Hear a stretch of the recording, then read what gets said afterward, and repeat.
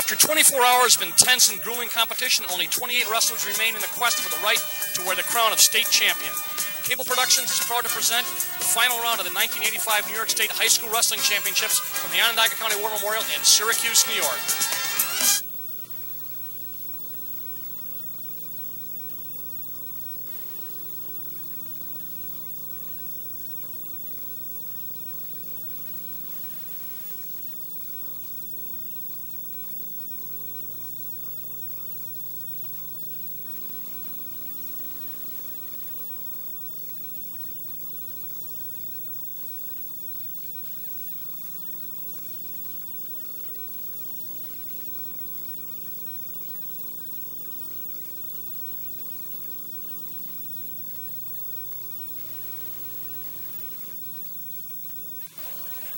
Hello, welcome to the Syracuse War Memorial, where in just a couple of minutes, 4,000 plus fans will be screaming for their favorites, as after 4 months of competition, the New York State High School Championships have pared the numbers from 4,000 down to 28. We've got 14 different weight classes, 2 people in each weight class. I'm Dale Drypolcher, and I'll be doing the play-by-play, and Doug Hartman, East Syracuse wrestling coach. Doug, you'll be doing the color. How about a little bit of explanation? We talk about the sections. We've got the Catholic League and the PSAL. How many total sections do we have? Right now there are 13 sections, 1 through 11, and the 2 you just mentioned, and they all compete. Each has a sectional meet where the 14 best wrestlers in their area compete and come here to the War Memorial on this date to see who the best section is. A couple of interesting comments. We have 2 weight classes that generally are not wrestled during the year, Doug, 91 and 250. So that's just for tournaments. Is that correct? That's correct. It's an optional weight class. Some dual meets have them included in their match if both coaches decide that they want to wrestle it. But it's a tournament weight class, 91 and unlimited or 250. Okay, so we've got 28 people. We had some returning state champs this year, as we always do. Of course, there's been upsets. There's been a number of exciting matches in the semis. Doug, maybe you can tell us who we should look forward to tonight in some of the matchups. Well, probably one of the biggest upsets, or the best match, is going to be 112, where Rich Pigeon and Rob Waddington are going to go at it. We also have Chris Sojan from Section 5, East Rochester School, at 177. He was second place last year. And, of course, our Section 3, George Korthus, at the unlimited weight class. Okay, we've got a couple of good matchups. What about the sections? They go for team title, but right now they're just talking about the sectional title. In other words, which section in New York State will have the most wrestlers, and what's that look like right now? Of course, this is obviously not going to, the points won't accrue until after the finals, but what's it look like right now? Well, it's fairly close. Section 11 has 159.5 points right now, and they're in first place, followed by Section 1 and 3. Okay, so we'll be right back with this exciting action, and we'll see the individual champions and the sectional champions from the New York State High School Wrestling Championships at the War Memorial.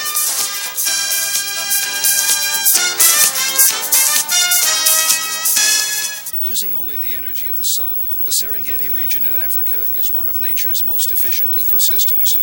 At Syracuse University, researchers under the direction of Professor Samuel McNaughton are studying the vegetation of this unique environment under special climate-controlled conditions.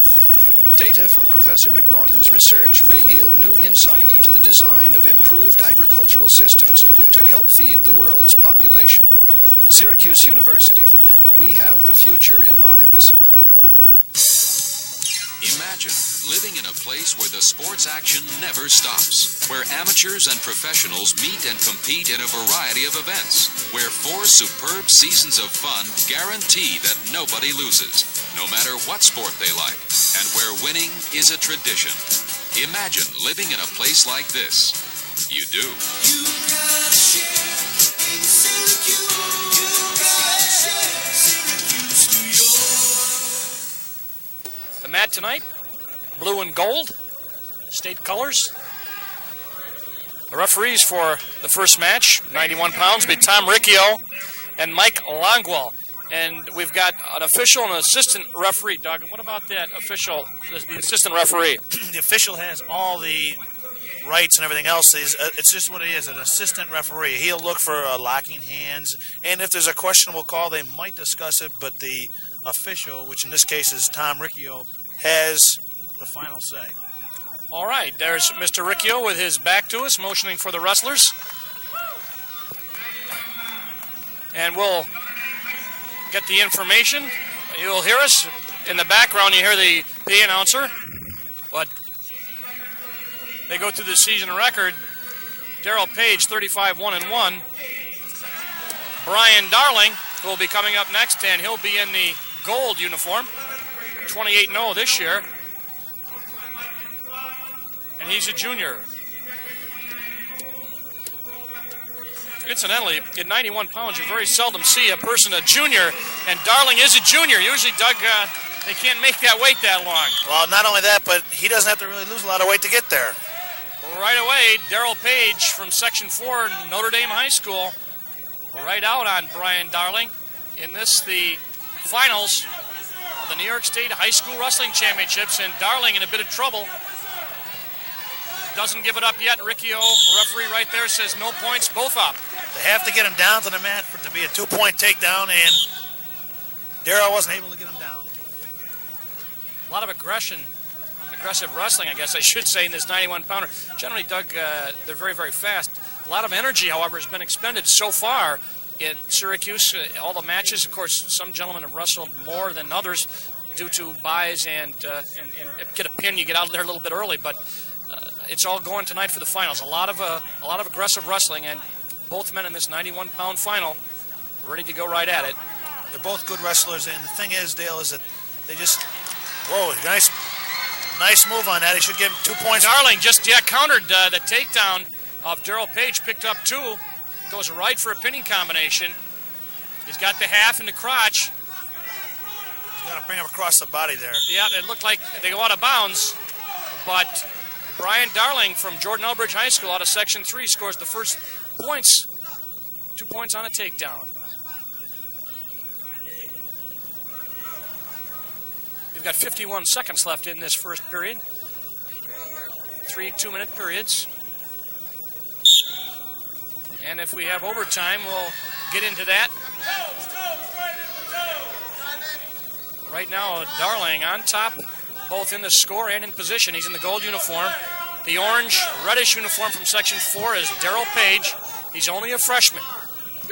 And he's quite an honor even to make it here to the States. That's for sure. Generally, they're younger kids at the lower weights, but they're still got to be good to make it this far. They've had to beat quite a few people to get this far and to do this well. Darling had the half. They went out of bounds, so Darrell Page back to the center of the mat. That's Darling right there. 28-0 this year, 44-6, only a junior. And you've got to expect that he may be moving up a weight class or two next year. That happens a lot. You see in the States somebody who may win at 98 and come back next year at 112 has a little more difficulty at the higher weight.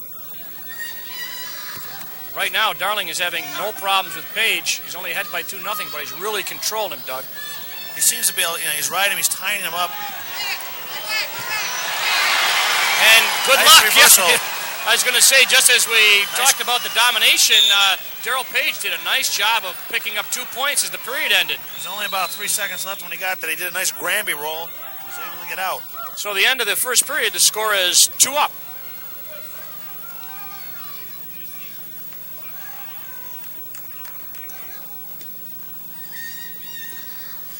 Just about set now to start period number 2 of this 91-pound match. Brian Darling on the bottom, trying to get away from Darrell Page from Section 4 from Elmira Notre Dame High School. He's got to get back up to his base, otherwise he's not going to be able to do anything. Darrell Page is tying up that hand up through the crotch, and it's difficult to control that. Yeah, he's riding him real well and trying to wear him down. A lot of time left, 1:40 in this second period. The whole third period to go. Referees Riccio watching carefully to detect any stalling or nice movement. Move. Yes, going to get a reversal out of it, I think. No. Great counter by Darrell Page. So far, nothing. Might get an escape if he can get his head out, but he's got to be able to come around and face him to get the points, and he didn't get anything out of it. And he was on the verge of picking up 2, ends up with none on the move. Score still 2-2. Once again, Darrell Page got that hand up through the crotch, and that's a real hard move to get out of. You just, you got to break that hand free. Now he's got a 2-on-1 through the crotch, breaks it off, move to the side. Page working on Brian Darling. I think Darling was a little miffed at the fact he did not have that reversal. Looked like he had it for sure, or at least one. Didn't get it as we come down to 45 seconds in this second period of action. He's got Page is doing a nice job tying him up. He's got that bar on. Yeah, I'm just going to say he's got that arm barred up. Looked like he was going to try to double it, take him right up over. Darling has to score here to be, you have a good edge going into the third period. It's easier sometimes to get a reversal, especially at this level, than it is to get back points. No back points have been awarded yet in this match. A takedown and a reversal. The only points down to just about as they go out of bounds. 11 seconds left in this second period.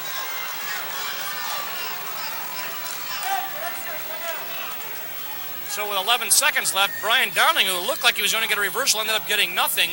And ridden by Darrell Page for the rest of that second period, has now got a chance again because he moved quickly the last time. This is the time to make the move. Can't get the leg out. Page is hanging on to that ankle. Yeah, he stepped over and kept the tight waist, and this period is going to end, and there's going to be no change in score. So at the end of two periods, the score is still tied at 2 apiece.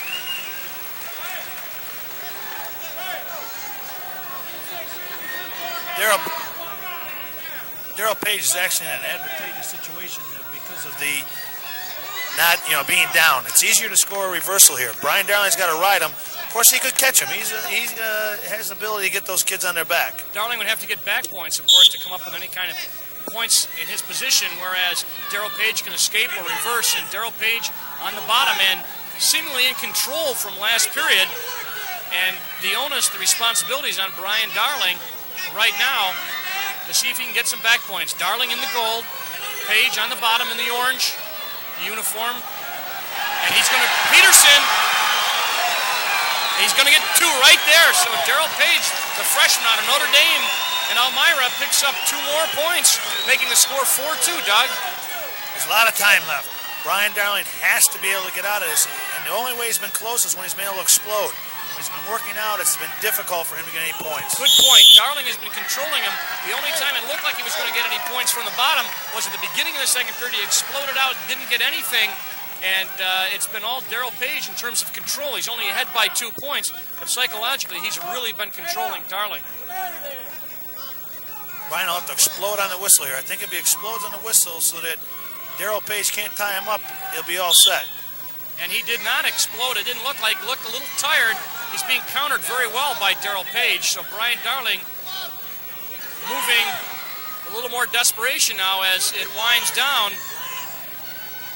to just about 1 minute left in this third period. And it is 1 minute and counting. And Darrell Page is holding on and controlling Brian Darling.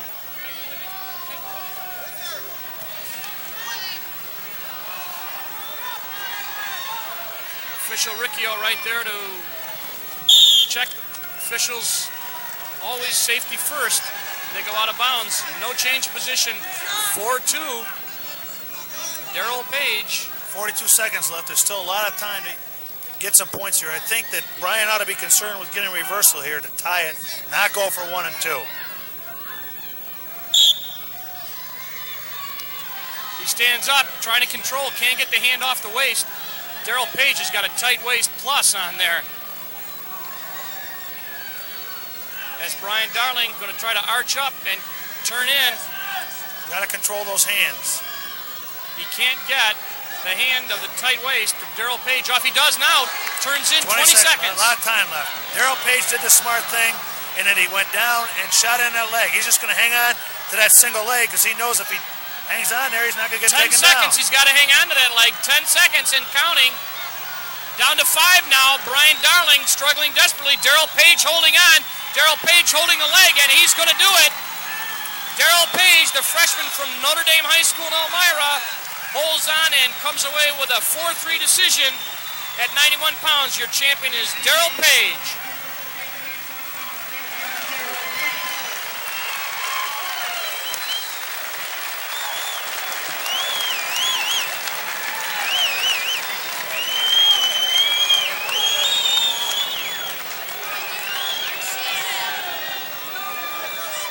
Up to 98 pounds.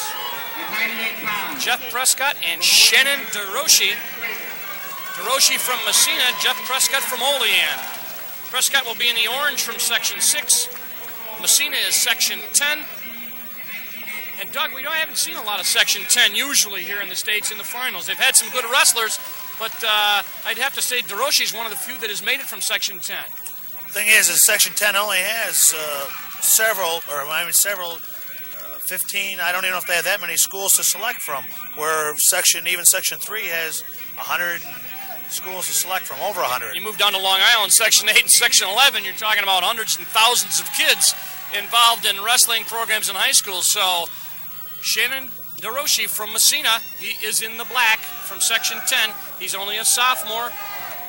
He's 27-1 this year, and Jeff Prescott from Oleana is also a sophomore. He's 35-0, undefeated this year. He's got a great record, 82-17-0 for his total years in wrestling, so he's been around as a junior high school student, one would have to guess. A lot of these lighter kids are able to start out with 7th and 8th graders wrestling on the varsity and doing a good job. And now I think that's the reason for his 82-17-0 record so far. A lot of experience then for Prescott from Olean. And Prescott is now going to be in a position where if he doesn't get his leg out, he may end up giving up 2 points to DeRoche. And it amazes me, Doug, as you look at these kids, that they only weigh 98 pounds. Possible stalemate coming up, but they look so much bigger. They look tall for 98 pounds. Not only that tall, but they look rather muscular for That's right. their size. These are not your 98-pound weaklings that you would normally associate with a 98 pounds. Both sophomores in high school. No score yet as we come down to 1 minute left in this first period. Our officials, by the way, with 98 pounds, Gordon Carberry is our official. The assistant referee is Mike Giagios. They haven't had anything to do yet as far as points. As they go out of bounds, there's an out-of-bounds call. But with 46 seconds left in the first period, no score. Shannon DeRoche seems to be taking it right to Jeff Prescott. I don't think he's overly impressed with that 82-17-0 record. Certainly doesn't bother him any on the mat.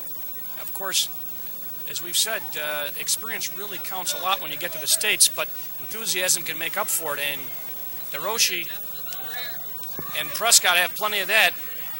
And we're coming down now, 25 seconds left, no score.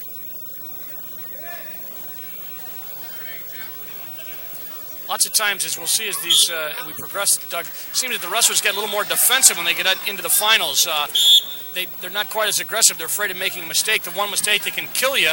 And so far, 91 hasn't been that way. They've been very aggressive. And, of course, these two aggressive but no scoring as Prescott attempts to get a takedown, countered well by Shannon DeRoche, and the period is going to end just as it began with no score. Yeah.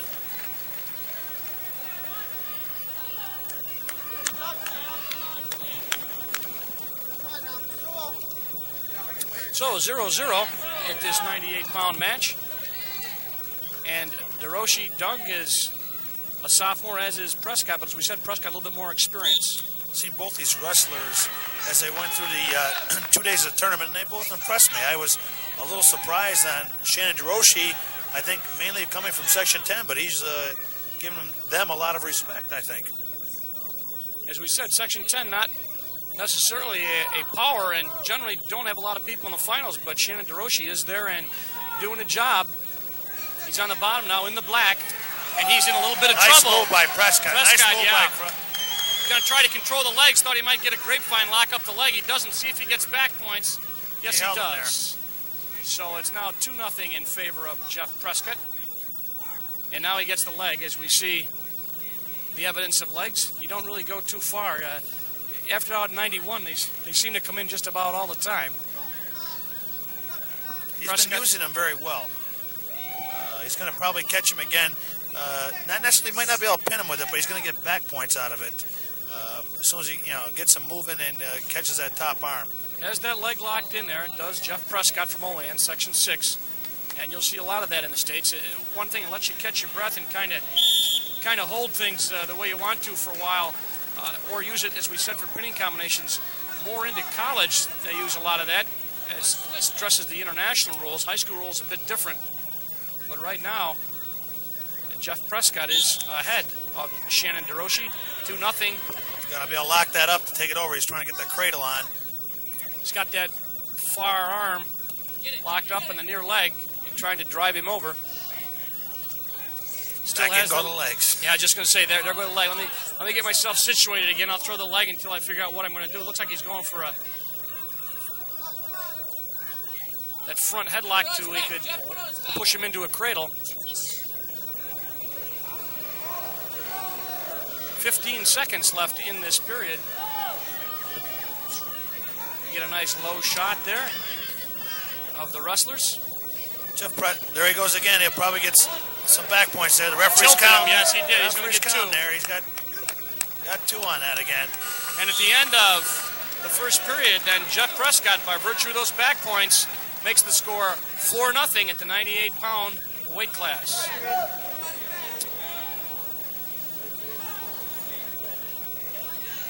Doug, I'd have to say that Prescott has looked impressive, especially at the end of that period. Pinning combinations and able to control. He controlled Shannon very well. He didn't even seem to have any opportunity to get out. It wasn't even like really close. Another Peterson there is going to pick him up 2. 2 and 2. The referee was counting out again. He'll get 2 back points also. That'll give him 8 points total in the match, so he's built up a comfortable lead, has Jeff Prescott from Olean, Section 6, 35-0 this year, and obviously has improved upon that record, or will improve upon the record if the score remains as it is now. He's built up a pretty good lead with 1:30 left in the third period, but DeRoche's still wrestling. He hasn't given up yet. Now's also the time you get the leg in to kind of run some time off the clock. kind of Whaley says, okay, you got to move a little bit, but he's going right after him. Prescott, he's working those pinning combinations, changing those bars up, moving from side to side. Now he throws the cross face. He's not afraid. He's going to try to catch him here, come out front and try to throw him more towards his back. I think he's going to have to give up 1 here, though. He may give up 1. There's about 50 seconds left in this match. He hasn't given it up yet.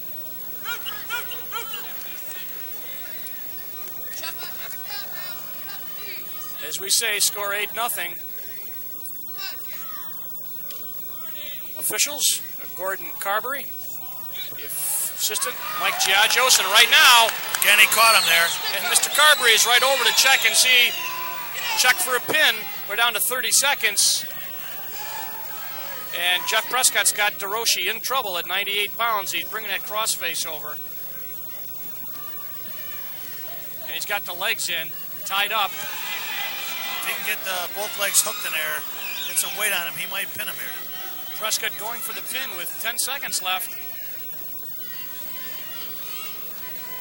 Gotta try to get his head up, I think, to let the officials see and also put pressure on the guy's shoulders. He will escape. DeRoche will escape without being pinned. But an impressive win for Jeff Prescott as he picks up 3 points at the end, making the final 13-1, I believe. Yeah, that's the final score, 13-1. Couldn't see the scoreboard, so Jeff Prescott, the state champion at 98 pounds from Olean.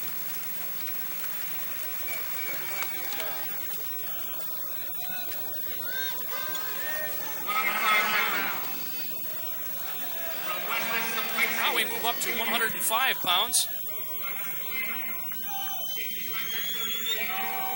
105, Rick Brzezinski and Doug Keys.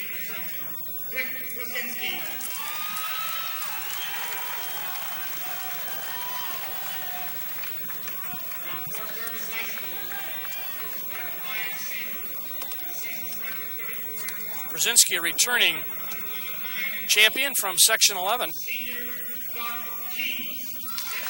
And Doug Keys out of Port Jervis High School, a famous wrestling high school in New York State. And this should be a good match, Doug.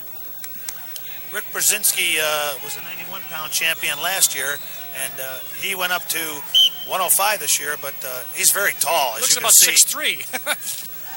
Oh, and he is in fast on Keys. Well, he's got a great deal of height advantage over Doug Keys. Keys is a senior. Brzezinski's only a junior. Brzezinski on the bottom now. No points awarded yet. He's in the darker blue uniform.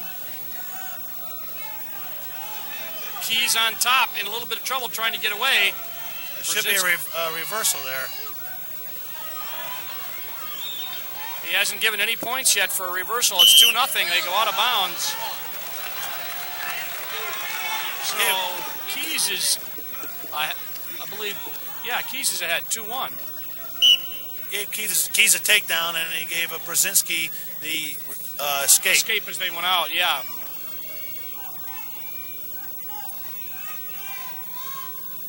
Keys with his back to you there.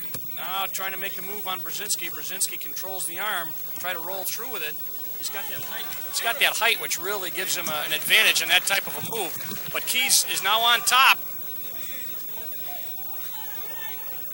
and working on Brzezinski. Brzezinski out of West Islip High School, 33-0 this year, career 85-6-2. And Keys trying to really take his time and work on the top. He got the head. He's got the leg in. Now he's got two legs in. Yeah. He's got the legs on what normally you can't do with a taller kid, he was able to do. He's got the legs in on Brzezinski. And as so often happens when they throw legs, you end up in a stalemate. And that's what happened just there, as the official Tom Hart in this particular match was assisted by Norm Thomas. It was Hart who came in and said stalemate, and it was a good call. Either wrestler could advance the position, but as we said, when you throw legs, Doug, it seems you end up with that type of a call quite a bit. Let's see what Rich is going to do on the whistle here. He's so tall, I would think that he'd try to do some type of stand-up. He did try to stand up. Keys tried a tight waist. Got to hook him over with his left arm, but that's tough to control a man that tall. But he's doing a good job. Doug Keys is on Brzezinski, the returning state champ. And he threw Brzezinski over, doesn't have any points yet. Going to try to stack him up. But Brzezinski rolls through that, Doug. Keys had him for a second. But there will be no change in the score.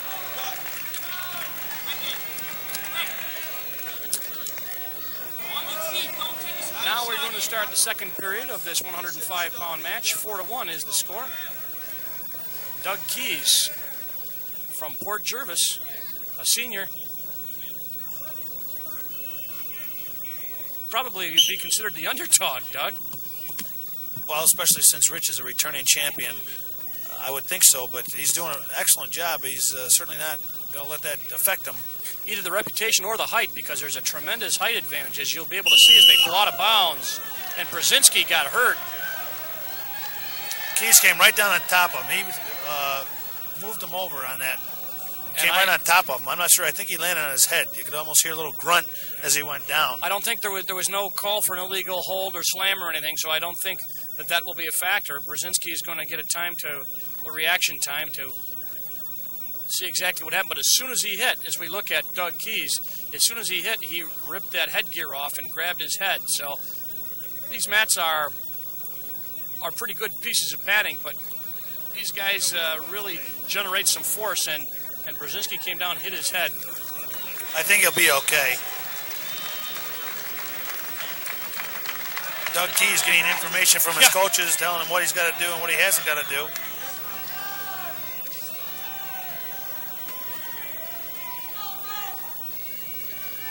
.148 left in this second period.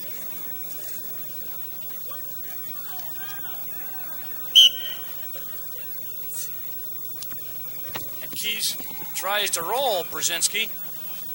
He's trying to use his hips, and I'm surprised because Brzezinski is so much taller, and sometimes it's difficult to use that momentum. He brought Keys right down. He's got the half in, had the half in from the time Keys stood up, and he brought him down.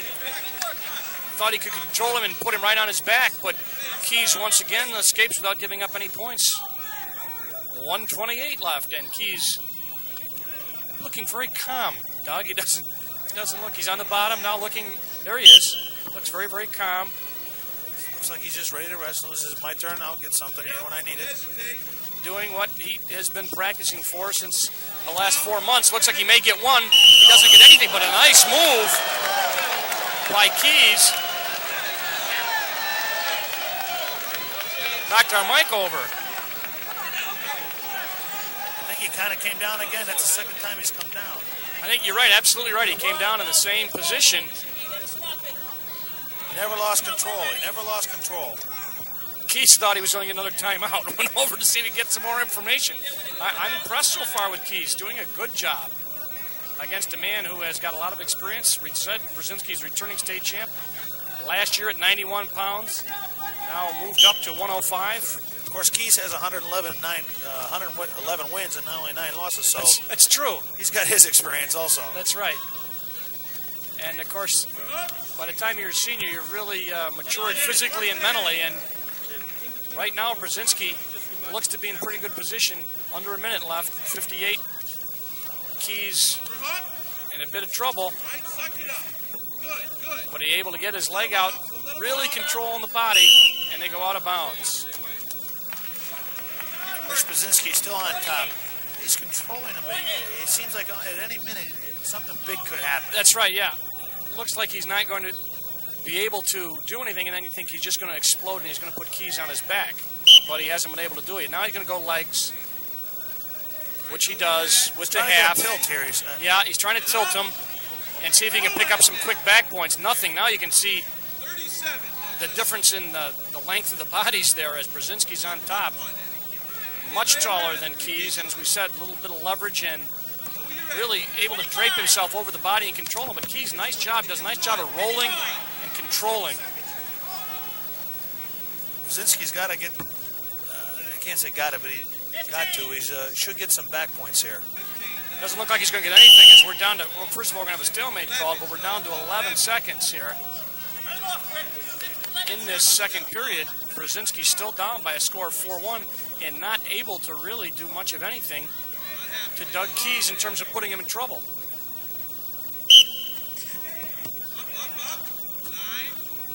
Keys up, trying to control the hands. And the hand control is so important. Down to the mat, but no points as the second period ends, and Doug Keys out of Port Jervis still on top over Rick Brzezinski by a score of 4-1.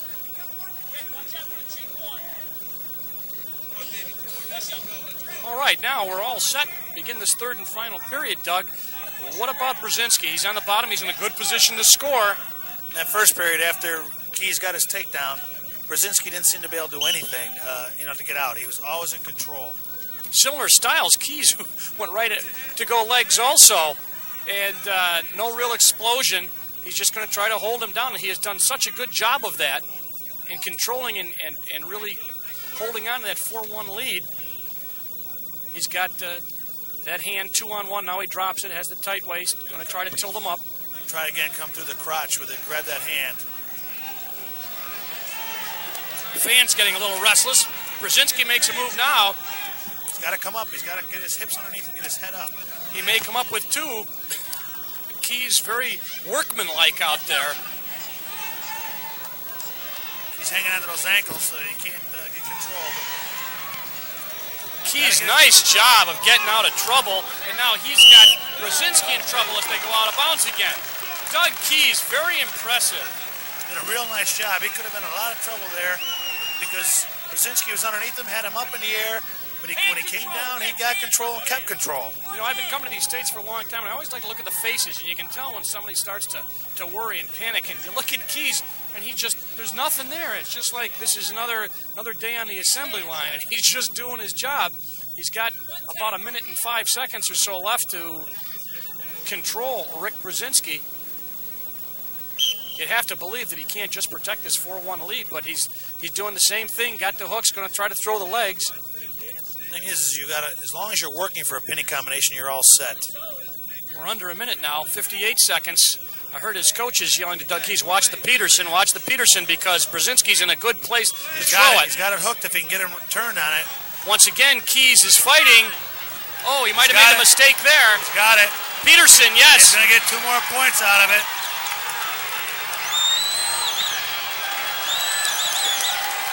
I think he got 2 and 2. Now Keys has got to get out. Yes, he does. He's got 2 back points. We'll probably have a stalemate here. Referee Tommy Hart calling a stalemate on that because neither wrestler was going to be able to officiate. 27 seconds, 26 seconds. 26 seconds, score 5-4 now. Keys is in the lead. He's on the bottom. 4-4 the score is, I believe. We've got two different scores. We'll see what happens. Keys is up and down.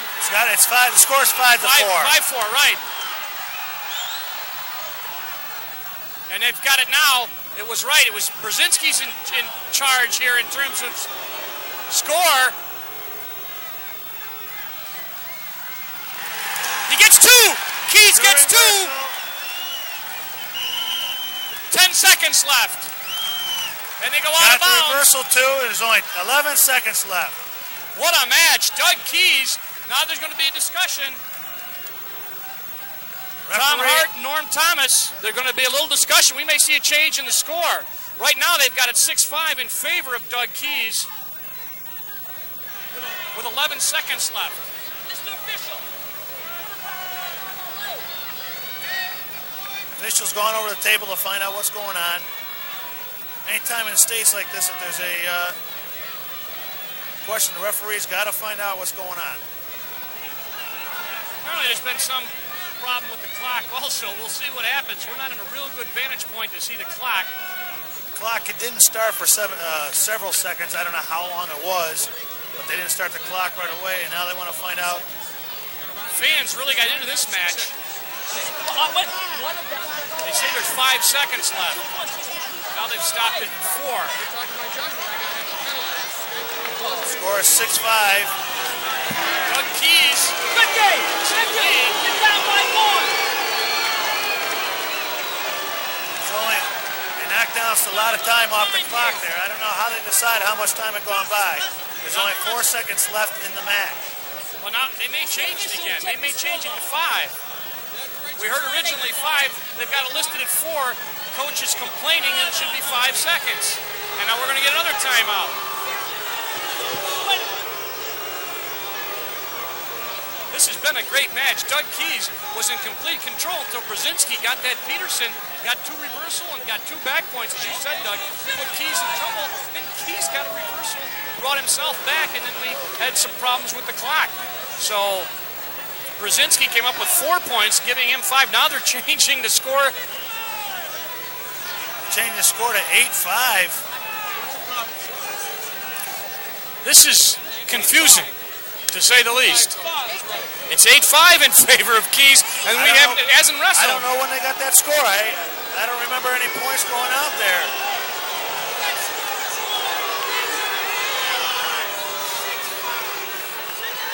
Officials, Tom Hart and Norm Thomas. Tom Hart, the bigger man with 23 on his back, as we look at the crowd, they're going over to a table to discuss this. And confusion reigns supreme at the 105-pound match. Doug Keys and Port Jervis. I'm not sure where I saw those other points either. I've been trying to recap it, and I can't come up with it either. So I come out 6-5 every time. Well, that's what I said. Brzezinski had 1, came up with 4. There was the 5. And Keys then reversed him and had 4. I thought it was 6-5. 6-5.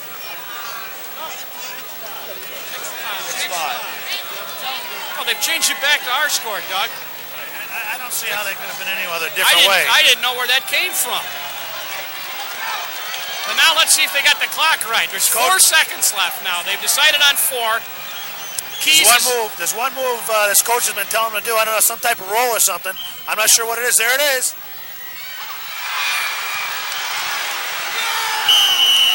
No points. Doug Keys is going to win. What a match. Doug Keys defeats Rick Brzezinski, a good sport, in a very controversial match. So Doug Keys from Port Jervis, a 1-point decision over Rick Brzezinski. He's the state champ at 105 pounds. A senior from Falconer High School. Well, that's history now, the 105-pound match. A great match. But Rob Waddington and Rich Pigeon are up now in 112. And Doug, this is a match I think that you mentioned you'd like to see. Should be a good one. Well, these are 2 gentlemen that were at 105 last year placed. They each beat 2 people that took 1st and 2nd. I believe Waddington took 3rd last year at 105, and Pigeon took 5th. So this is a rematch of almost a 105-pound weight class of last year. You're looking at Rob Waddington in the orange from Section 6, Falconer High School. He's 28-0 this year. 148-14-1. Pigeon's out of Locust Valley High School in Section 8. There he is right there. Well-built, 112-pounder. Both kids very muscular. Pigeon's got a 31 record overall. He's in that Century Club, 105-15. Both men seniors. This is probably the toughest weight class of the tournament as far as returning champions and place finishers. As you say, Waddington's been in the state 5 times. First time he took a 4th, second time he took a 3rd, didn't place his 3rd time. 4th, last year he took a 4th, so this is his 5th time. So as you can see, junior high schoolers can make a difference, as he had to be here when he was in the 9th grade. We've seen some 8th graders here. Rick Pigeon's also been here. He took 1st in 1983 and 6th in 1984. So these two gentlemen have been around. This should be one heck of a match right here. A lot of experience. We say Pigeon out of Locust Valley High School, Bayville, Long Island, while Waddington out of Falconer High School in Section 6. The officials for the match, Dave Adams and Mark Jones. We are now ready for the 112-pound match. Waddington from 6, Pigeon from 8. Waddington in the orange, the green, of course, of Long Island, Section 8, Nassau and Suffolk County. This would be Nassau County, Section 8, with the green on. Doug Hartman said he thought this would be a good match. And both men, for Doug, 112 pounds. They look like they weigh 140. Both very well-built kids. I really think that, I think the first takedown in this match is going to be a factor. Psychological as well as anything else. Pigeon may be in trouble. He does. He gives it up to Waddington. So the first takedown goes to Waddington. We'll see if this pans out as Waddington does come up. Nice move against the sit-out by Pigeon. So it's move and counter by Waddington. He's going to give him one. Fell asleep. Yeah, he fell asleep. Fell asleep with the switch. That may be a 3-point mistake. So far, it's only a 1-point mistake. We'll see. He's going to take him out of bounds. Waddington, smart there at the end, but as you said, Doug, I think he was asleep. That was an easy 1 point for Rich Pigeon. 2-1 in favor of Rob Waddington. I think that Waddington feels more comfortable on his feet, so therefore he just won't give up one and not get caught on the bottom. He feels he probably can take down Rich Pigeon anytime he wants. Pigeon, however, in close, and he does give a takedown up, I believe. Right now he does, yes, and he's in trouble. Waddington's got Pigeon in trouble. He should pick up some back points. We'll see if Adams gives him. Yes, he does. I think that's going to be Waddington's style tonight. I think he's going to try to go for the... Maybe he didn't fall asleep. Maybe he let him up. Although I don't think he wanted to let him get into him that quickly. I think he wanted to let him up, but I don't think he was ready for Rich Pigeon to shoot in on That's that. right, yep. 36 seconds left. 6-1 lead for Rob Waddington from 6 in the orange on top of Rich Pigeon from 8 on the bottom. Dave Adams, our official, assistant referee Mark Jones, and Waddington controlling the arm and riding Pigeon.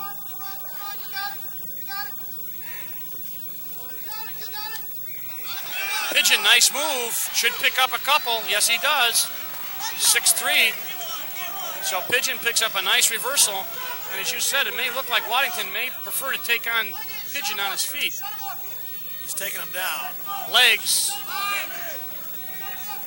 Pigeon into legs. Oh, no points. Period ended. Score at the end of the first period, 6-3. I'm really impressed with it. Waddington is able to control this match. He's doing a heck of a job out there. Neither one of these wrestlers is any slouch, but Rob Waddington seems to be able to, control and do what he wants. Kind of controlling the tempo right now. Legs back to Pigeon. Pigeon got in a little bit of trouble at the end of that period, as looked like Waddington might get a reverse and put him in trouble after the legs came out. He's going to get him here again with one. Nothing. No. Nice move by Pigeon to recover. Yep, and Pigeon is now, unfortunately, he's got his arm locked in there, and Waddington's trying to step over and control, but a good job of countering by Pigeon.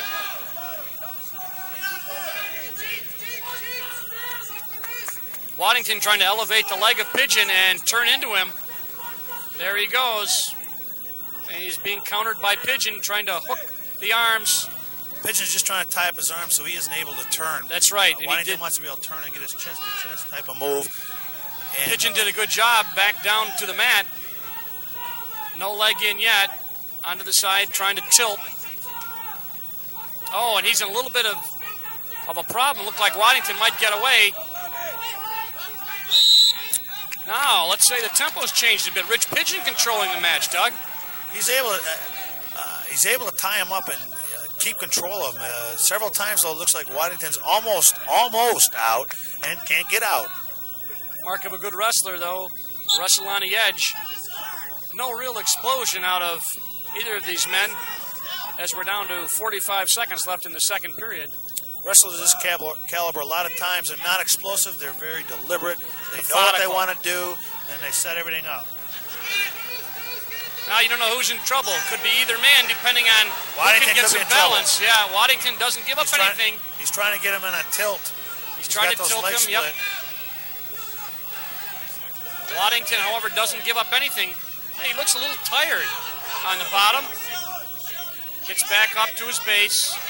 Waddington being ridden by Pigeon. Pigeon on the side, got the arm control. Puts the head in the armpit, try to drive him down. Got the hand up through the crotch. 5 seconds left in this period. And this period will end with no change in the score. So at the end of the second period, it's 6-3. So the score remains the same. All right, we'll start the third period. Pigeon on top. Excuse me. Waddington on top. Right. I was looking at the score and trying to see who's on top on the score. I think if I were Rob Waddington, I'd ride him, try to turn him, not give him two. Right. Give him one. Waddington's excellent on his feet, and I would say that I'd want to give him one, not two. You might even see him let him up. He may prefer, that's right, he's going to step over. Nice move by Waddington, but he's going to lose two right there. He countered Pigeon, but Pigeon came through with a reversal, goes for a cradle, loses it. 6-5 now as the match becomes distinctly closer, and Rich Pigeon controlling the tempo. And that reversal, Rich Pigeon's got to be thinking, what have I got to do here to beat this guy? 1:19 left in this match. Actually, the momentum is swayed, but I'm not so sure that Waddington is a good enough wrestler, and he probably won't get caught. He may get tilted. He did there. So Pigeon doing a job now on Rob Waddington, picking up back points. As we go into a minute, he's going to pick up, I believe he's got 3. Yes, he does. That makes it a completely different match now. Now Waddington can't just get an escape. He's got to get a takedown, or a reversal, excuse me. And the way Pigeon's been riding.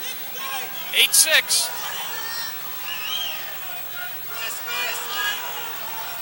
8-6. Waddington on the bottom, trying to get out. Down to 30 seconds. Pigeon on the top, controlling. 2-point difference. Waddington's got to get out, Doug. I'm not sure the way Pigeon's been controlling him, he's going to be able to. He's going to tilt him again. No. He's got to get that bottom leg out. He's got to get that bottom leg unhooked. 10 seconds. 10 seconds. Now 10 seconds. Waddington has got Pigeon in trouble. But Pigeon comes through, controls the hand. That's going to be the match, and Pigeon's going to pull it off. So that was a heck of a match by Pigeon. Rich Pigeon out of Section 8, Locust Valley. He never gave up. He kept on coming after him. He got the points he needed. Came on strong in the second and third period, and they really respect each other. A great picture. So Rich Pigeon, your section from Section 8, state champion, 112 pounds. We'll be right back with more championship wrestling from the Onondaga County War Memorial after this message.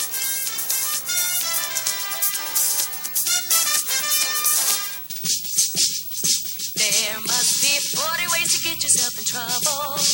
Get a little buzz, cuz you got another shot of scotch. You get another pitch rich. You get a little glow slow.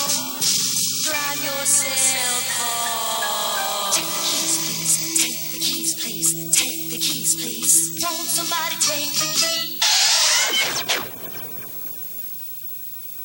At Syracuse University's Belfer Audio Laboratory, modern technology is teamed with vintage phonographs to save many old and rare recordings in danger of being lost. Director William Storm and staff are working with re-recording pioneer Walter Welsh to study the use of laser and digital techniques to improve the preservation process. Research in these emerging technologies may someday help save these valuable recordings for future generations. Syracuse University. We have the future in minds. Now we're up to 119, and their introductions. Anthony Melfi out of Connecticut High School, in Section 11 in Long Island, 32-0 this year, 108-7-1, and that's Anthony right there, Anthony Melfi. And he'll be against Joel Lamson out of Section 5, Waterloo High School, 36-1, overall career, 139-15-1. So Lamson, a lot of experience. Anthony Melfi was the runner-up last year at 112 pounds. So he's been here before. And we mispronounced the name of his hometown or high school. We apologize. It's Connecticut. We did that last year. This year we've been informed, and Anthony Melfi is the representative. But he's up against a tough one, Joel Lamson, who he said from Waterloo in the purple. But Melfi, nice heel pick. Nice heel pick, and he drove him down with the half. Controlled the legs, going to pick up 2 for the takedown. Lamson on the bottom in the purple, moving on Anthony Melfi, but Melfi in control so far, picked up the 2 points for the takedown. A lot of roll through, a lot of action. Melfi stays in control. Seen both these wrestlers during these past 2 days, and both of them are very, very good. Melfi's a very slick wrestler. Lamson very strong, turned in, trying to get up. Does get the escape.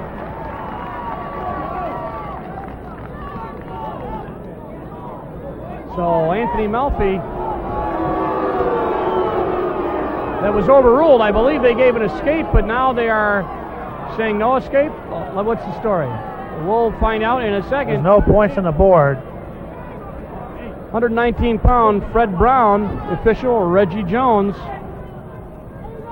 The assistant,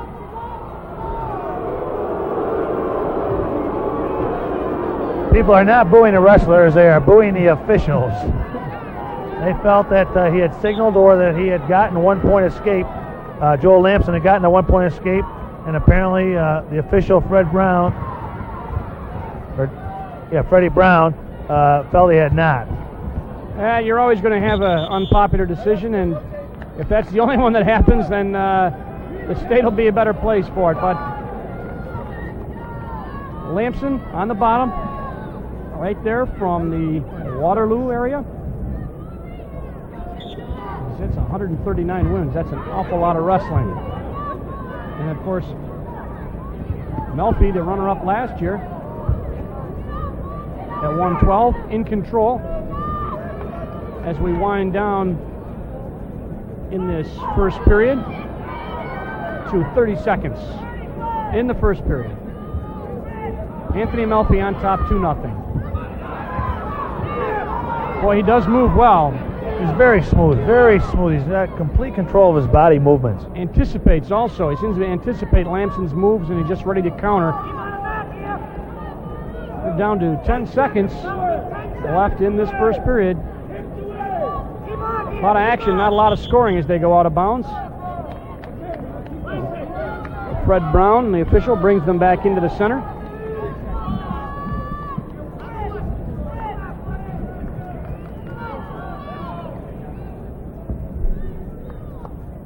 Anthony Melfi on top. 2-1, and that will end the first period. And Anthony Melfi enjoying a 2-point edge, 2-0. As we look at some of these wrestlers, Doug, and some of the sheets they turned in, some of the information, seems this Old Dominion College keeps turning up as a place that's recruiting a lot of these wrestlers. And Anthony Melfi has apparently been contacted by Old Dominion, and they're in Virginia. Apparently they are looking to improve the wrestling program and have come to a good spot to do it. New York State Wrestling Championships. New York State is one of the better states, I feel, for wrestling. Of course, I'm a little biased on that. But coaching at East Syracuse Manoa had 2 people in the tournament. But I really think that New York State is a hotbed for wrestling in the whole country. A lot of places come here, Oklahoma State and Iowa State, all the powers have made some real good choices. And right now, Anthony Amalfi, who being recruited by a school, and of course Joel Lamson with his record also being recruited by a couple of schools, is losing by a 2-0 score to Anthony Amalfi as they wrestle on the line. Lamson being looked at by Lock Haven, another good wrestling school in Pennsylvania. Rockport, St. Lawrence, another school we see that's popping up around here. We get a nice shot of Anthony Amalfi. Way to go, Jerry. Cameraman down there gets a good shot.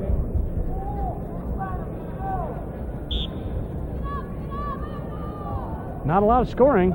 Only 2 points scored. Amalfi on a takedown. A lot of times in the finals, you don't see wrestlers going for those home run moves and things that they're a little nervous being in the finals. They're just sometimes glad to be there.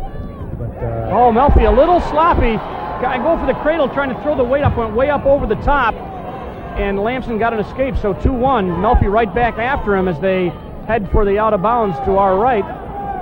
But they're not out, and a nice shrug by Lamson, but Amalfi controlled the arm. 39 seconds left, 2-1 now. They'll be on their feet.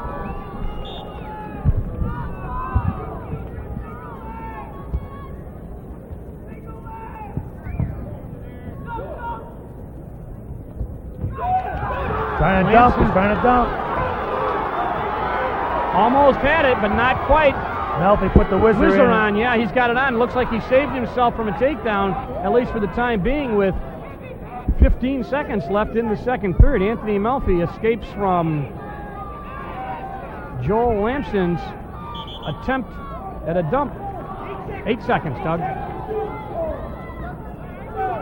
Anthony Amalfi seems to be in control of the match, even though the score is only 2-1. Of course, we've seen other times he's in there in a nice single leg, but not enough time. Not enough time. So 2-1 at the end of the second period. Anthony Amalfi on top.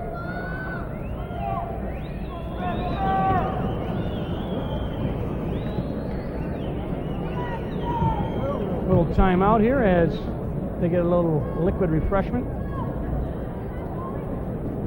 Of course, you get the adrenaline pumping, but if you wrestle a lot of matches, the third period of the finals can be a real testing ground, Doug, for your endurance. It certainly is, especially all day. And there's a lot of pressure here for these young men. We're only talking men that are 16, 17 years old, and some of them younger. And there's a lot of pressure every day, and there's no slouches here. There's no rest periods.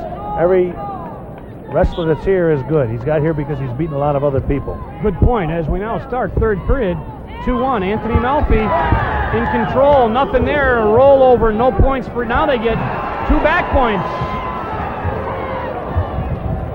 And Amalfi takes Lamson way out of bounds. Nice takedown, but of course they were beyond the line. But he gave 2 points. Gave him 2. I haven't seen any on the board go up yet.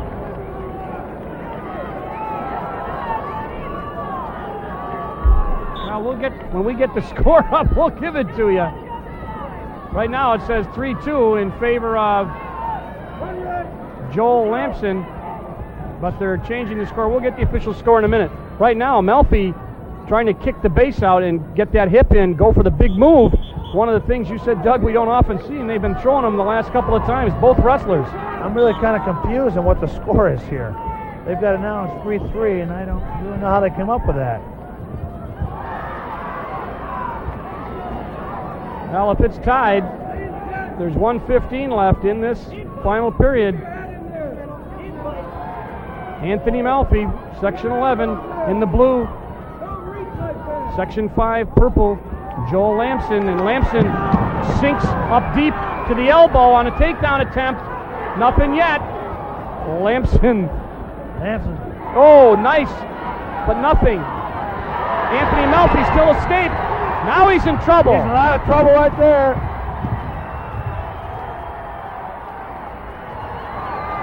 He's going to get 2 and 3. He got 3 out of that. Amalfi's in a lot of trouble with only 34 seconds left. 8-3 lead for Joel Lamson. And they're going to go out of bounds.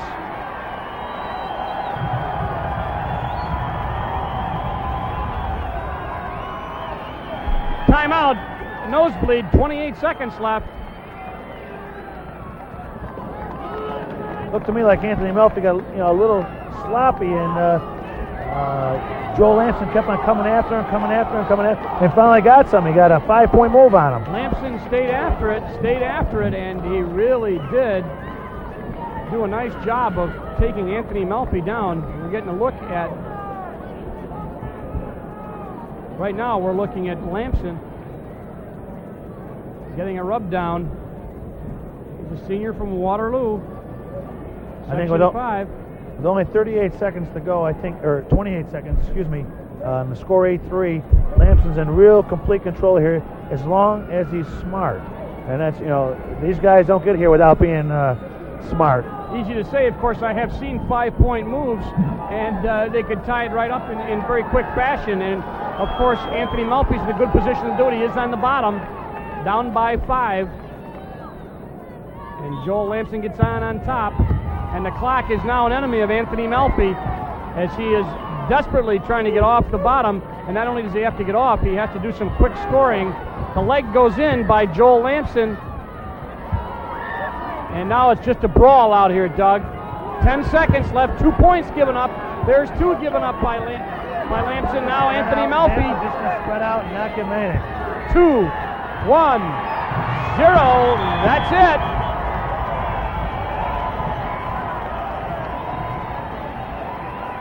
On an exciting match, as Joel Lamson, a senior out of Section 5, defeats Anthony Melfi from Section 11. Final score 9-5.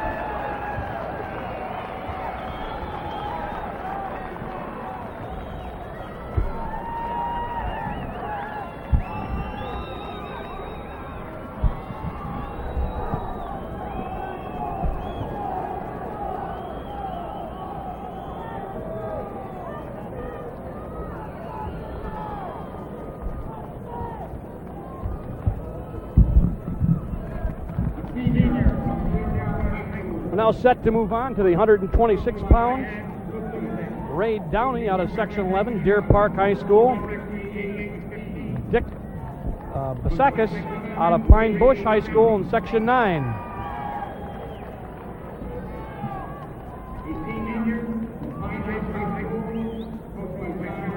Another person recruited by Old Dominion, both these gentlemen.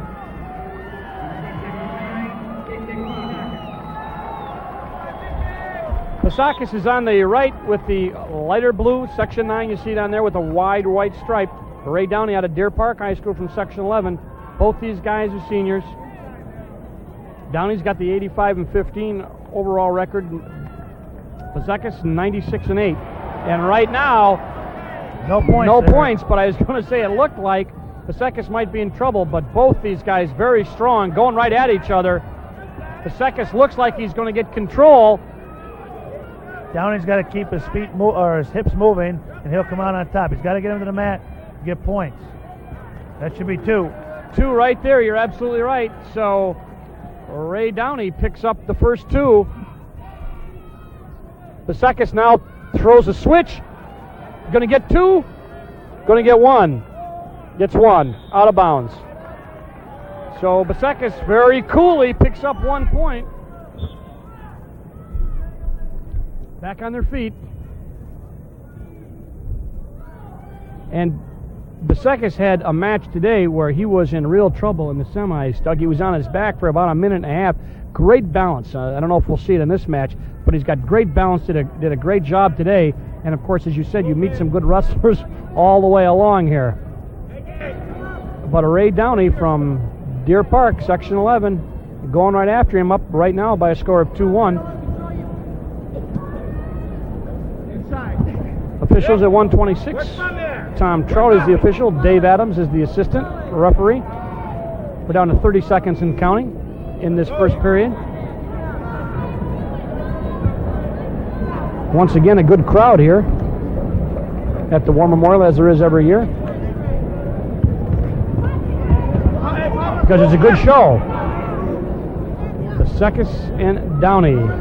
Seem to both be feeling each other out, trying different things, but not really going all the way through. Of course, part of it's countering. Yep. You know, you think, geez, why didn't he go finish that? Yeah, this may work, but no, he stopped me. So we'll see what happens in the second period. Right now, Downey from Section 11 is going to be on top to start the second period. Hold still, let's go, Red. Downey on top, Pasekis on the bottom. Pasekis down by a score of 2-1.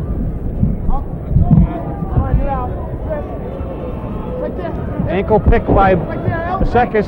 Come up after the head. He's going to get 2 reversal out of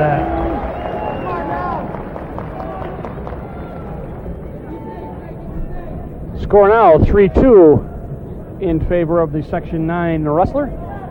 Pasekis out of Pine Bush High School, Middletown area.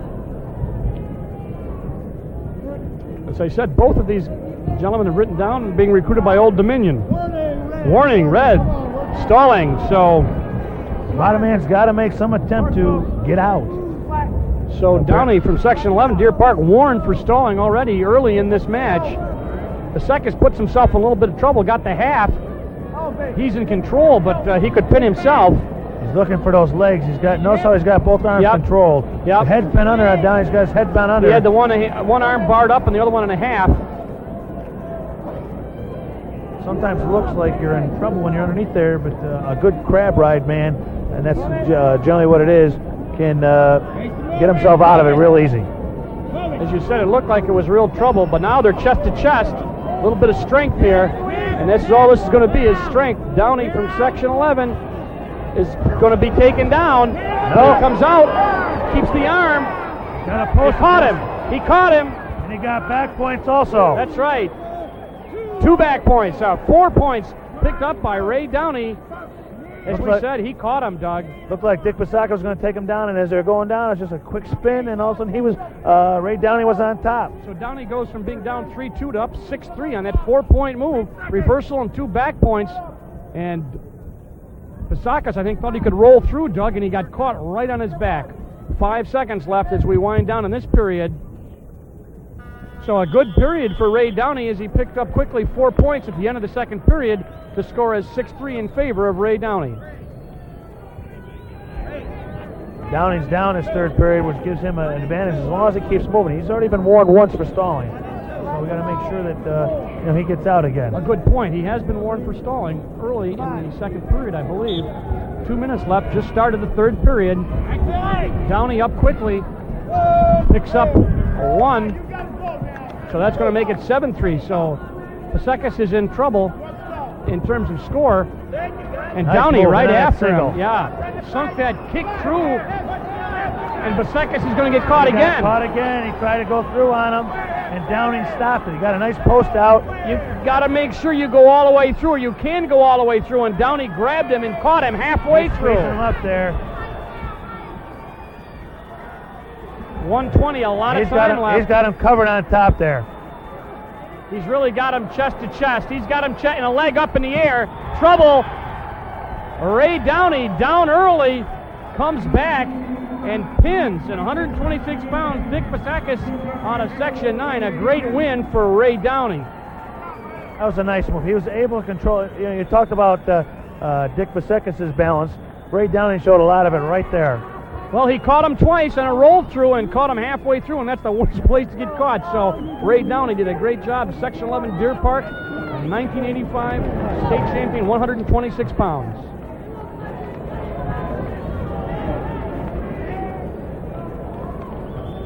You know, lots of times you won't see many pins in the finals, and of course one of the reasons is that you've got 2 great wrestlers generally, and you also get people not wanting to make mistakes so you don't have to throw in any real dangerous moves. Part of the thing also is when a pin does occur, anybody can get pinned because you get caught. And I think that's exactly what happened there. And when Pasakis went down, Downey just clamped up on it, as you saw, and he was just tighter than a nail on him. Well, we've got 132, 2 good wrestlers. Nate Van Duzer from Section 5, who is in the purple once again, and Mark Phillips out of Section 11 Section 11 Huntington High School.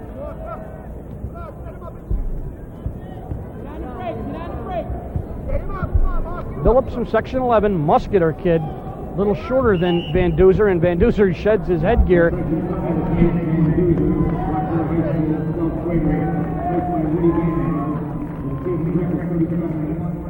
Referees for tonight's match at this particular weight class, 132, Dick DeMott and Tom Hart.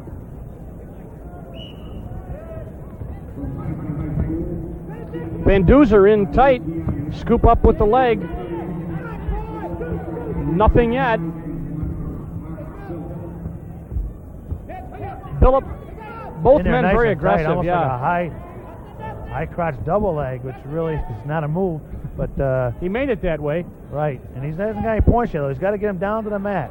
Very, very strong. Both men aggressive. Billups looks very, very strong. You see the build on him, 132 pounds. And he goes down low, and Van Duzer takes him out of bounds, nudges him out. Van Duzer, very muscular legs. Notice all through this that nobody panics. I mean, you watch a regular high school match when the wrestlers, somebody gets in like they're in there, and they panic and they give up the points. These guys don't give up points. I love to look at the faces because, as I said, it looks like it's just another day out on the job, and these two guys very aggressive. Again, feeling each other out, move and counter. Billups' leg is being taken right up toward the sky by Van Duzer. Now he wants to knock the rest of the base out. He does. Nice move. Picks up two. Nate Van Duzer from Section 5. Nice job, huh, Doug? Excellent move. He got the single leg. Notice how he didn't rush it. He just brought it in and waited his time and then tripped him down. When he had his base up on that one leg, you know, some people would just go get it quickly, and he just took his time, and then when he knocked it out, he had the upper body and took him right down, controlled him. Billups very strong, gets one right away, so the Huntington High School senior also being recruited by Old Dominion. I think somebody must live on Long Island. I think so. Somebody must like New York State wrestlers. Billups, nice move, duck under. Well, he goes right in on that, and he goes up, and he changes his levels and goes right in nice on that single leg. 10 seconds, 3-2. Billups in charge now in terms of score, only up by 1 point. And as we go to the end of the first period, it'll be Billups up by 1 over Nate Van Duzer.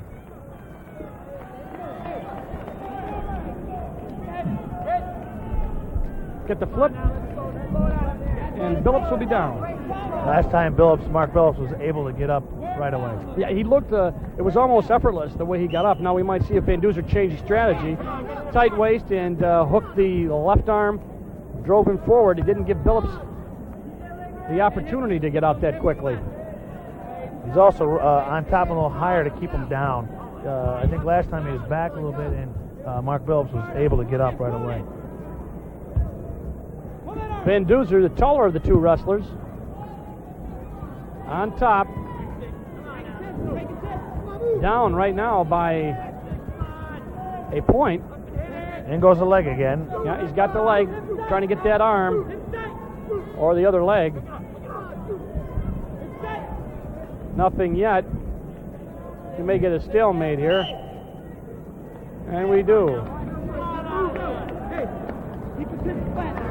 Billups is still on the bottom. I think once again you're going to see Nate Van Duzer pop him down, which he did. Yeah, He doesn't want. I don't think he wants to get up on his feet again. Billups looked more impressive on his feet. I think he's going to want to keep him down. Pull that arm over. Billups very strong. He's going to say he's going to pull the arm through, but Van Duzer, good leg strength, and he's going to try to keep him down in tight waist. You know, it's funny, you see these moves, you can see them in any high school wrestling match, and you know, why is it that you think the state they might do something different? It's just they do it more efficiently and better, I think. And they're able, you know, they can feel what's going to work for them. You know, sometimes in high school wrestling normal matches, they do things that they really shouldn't be doing and they waste energy. These guys don't waste a lot of energy. They know what they got. Speaking of not wasting energy, Billups has been warned for stalling on the bottom, so he apparently was not wasting any energy. Dick DeMott warned him for stalling. Down to 25 seconds and counting in this second period. Billups trying to get out. Van Duzer taking him out. They go out of bounds. Oh. He gives Billups. Now there's going to be a discussion here, right? Two officials are conferring on it. No point. It's over. That, you know, I think that's smart. The other official didn't see it the same way. They talked it over, and They said he's still down. Tom Hart said no, it didn't occur that way, so Dick DeMott changed the decision. And as we said, it saved a point for Van Duzer, but I think it was a good call. And something it's nice to see when a referee, they got a situation set up so you don't have to be afraid to make a mistake. If somebody sees it differently, you can discuss it. It's not perfect. Nothing's going to be perfect, but it's certainly a lot better than just trying to say, do the best you can, one man. So Van Duzer gets himself saved from giving up a point, so it's 3-2 at the end of the first period. Billups still in the lead. We really haven't seen Mark Billups on top too much, or Nate Van Duzer on the bottom. We're going to have to see, what's going to go on here. Comes right up. Van Duzer right up, headed right for the ceiling on the War Memorial, and moving quickly, trying to control the hand, get the tight waist off, but Billups right back after him, cross face. Billups gives up a little bit of height now to Van Duzer. Looks like he's got leg in, he's awful high. Well, Van Duzer's got that arm hooked underneath there. He let go of it. Van Duzer may try to come right out the back. He's going to get to his feet. May get it potentially dangerous. He's trying to break Van Duzer's base down. He does. Trying to get the half in. Works the half in. Stalemate.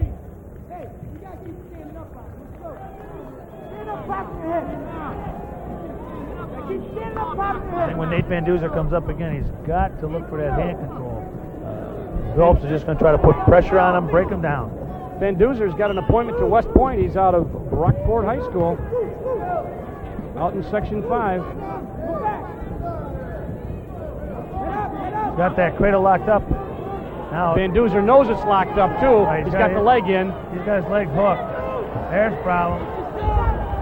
Van Duzer in trouble. Billups has got him there. He's going to get points. He's only signaled there. He's counting again. He's only got... You got to hold it for 5 consecutive counts by the official. Less than a minute, 52 seconds in this match. Van Duzer in trouble. I think he never got to 5. I think he's only going to get 2 out. He only got 2 out of that. You're right, 2 points. But Billups now has a lead of 5-2. So Van Duzer not able to do much against, or Van Duzer not able to do much against Billups. Billups going to take him down again. They both go out of bounds. 27 seconds left, Doug. 5-2, and we're going to get official timeout. In the eye, or hit in the eye as he came around. Got an injury time. They'll start. So, we got a chance. You might look at Mark Billups, as we said, is a man who has looked at times like he's in trouble, but he's got a 5-2 lead. And 27 seconds left. Doug, what's he got to do? Well, Nate Van Duzer, honestly, probably the easiest way for him to do it has got to be come up for one, get it right away, and try to take him down. But, on the other hand, if I were Mark Billups, I certainly wouldn't worry about it. I mean, he seemed to be in control on the feet.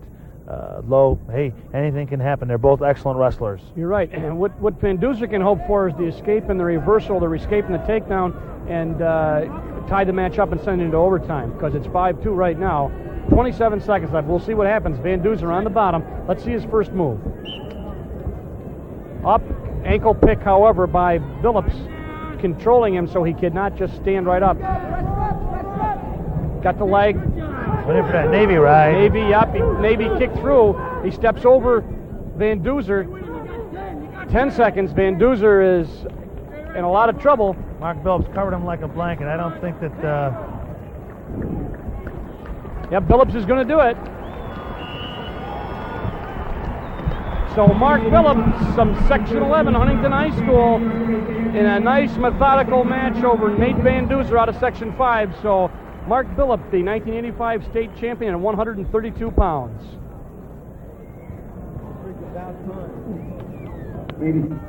We'll be right back with more championship wrestling from the Onondaga County War Memorial after this message.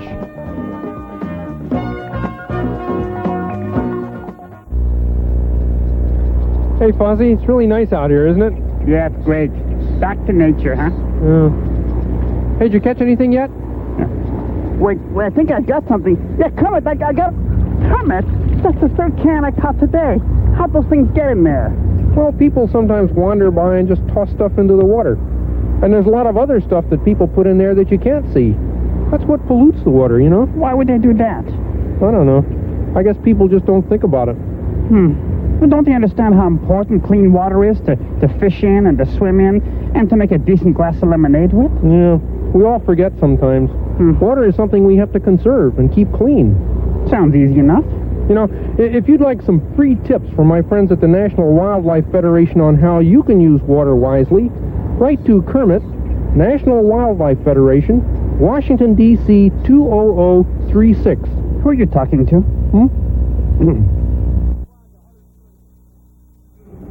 Move on to 138 pounds. From Section 8, Mike Bevilacqua, and from Section 5, Mike Scott out of McQuaid High School in Rochester. Both these men are seniors. Bevilacqua, famous name. Father was a wrestling coach on Long Island. That's correct. I think it's going to be a real knockdown, drag them out type of fight. Is that right? Both wrestlers are aggressive. I think they're going to go right after each other. We'll see. Bevilacqua in the green from Section 8. Mike Scott, purple from McQuaid High School in Rochester. Once again, this is 138 pounds. Doug Hartman, coach from East Syracuse Manoa, doing the color analysis. Had two people in this tournament. Didn't make it to the finals, but well represented, as have been a lot of high schools from this state. Right now, Bevilacqua and Mike Scott. No points yet.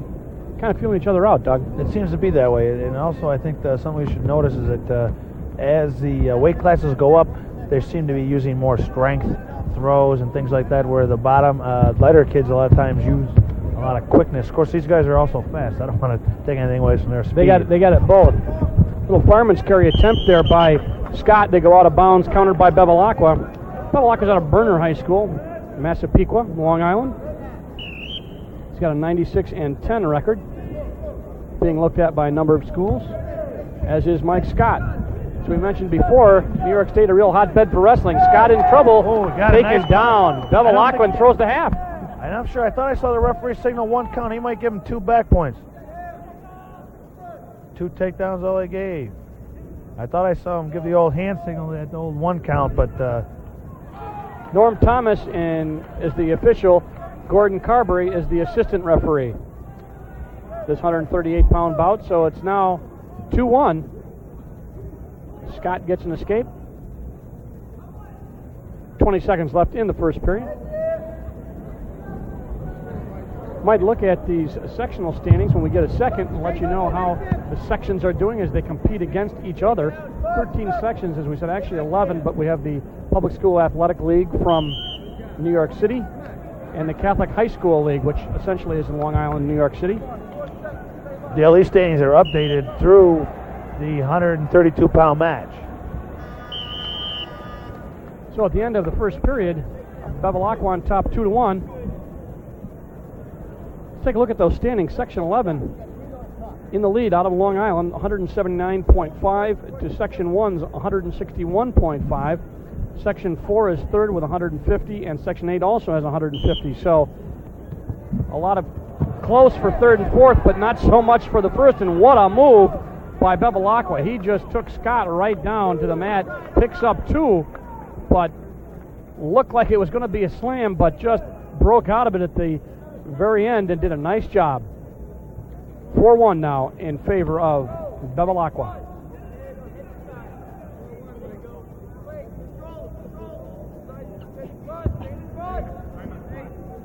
Mike Scott, McQuaid High School, 80-20 is his overall record. He is in a tough one here with Mike Bevilacqua. Bevilacqua in the green from 8.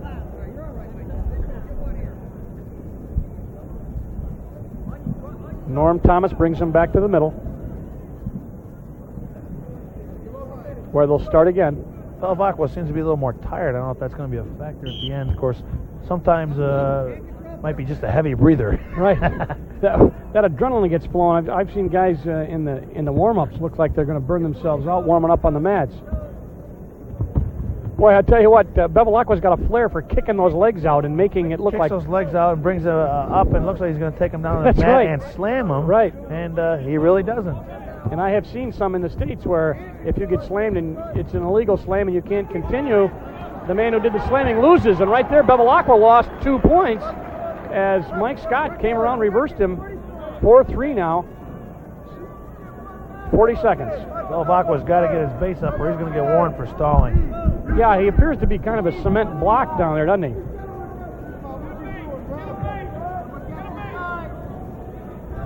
Both men have got to work. That's right. Installing, the bottom man has to try to get out, and of course the top man has to try for a pin. Almost an illegal lock by Scott, but he counters. Thought he was going to have his hands locked. 15 seconds left in the second period.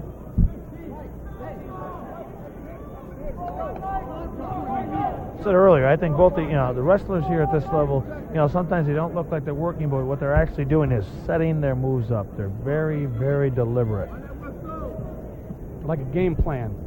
That's right. They know what they're going to do, and they know what they can do just by the feel of what the other, or what they think they can do, but just by the feel of what the opponent has on them. Oh, first caution I think we've had. I think it's going to be against Scott, and he looked a little shook up by that.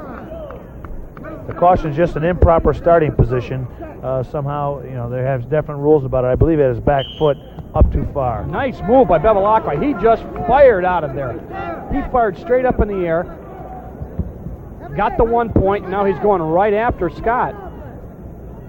Now that warning may have Scott maybe not locked up exactly the way he wanted to on that down position, but at any rate, 5-3 in favor of Bevilacqua.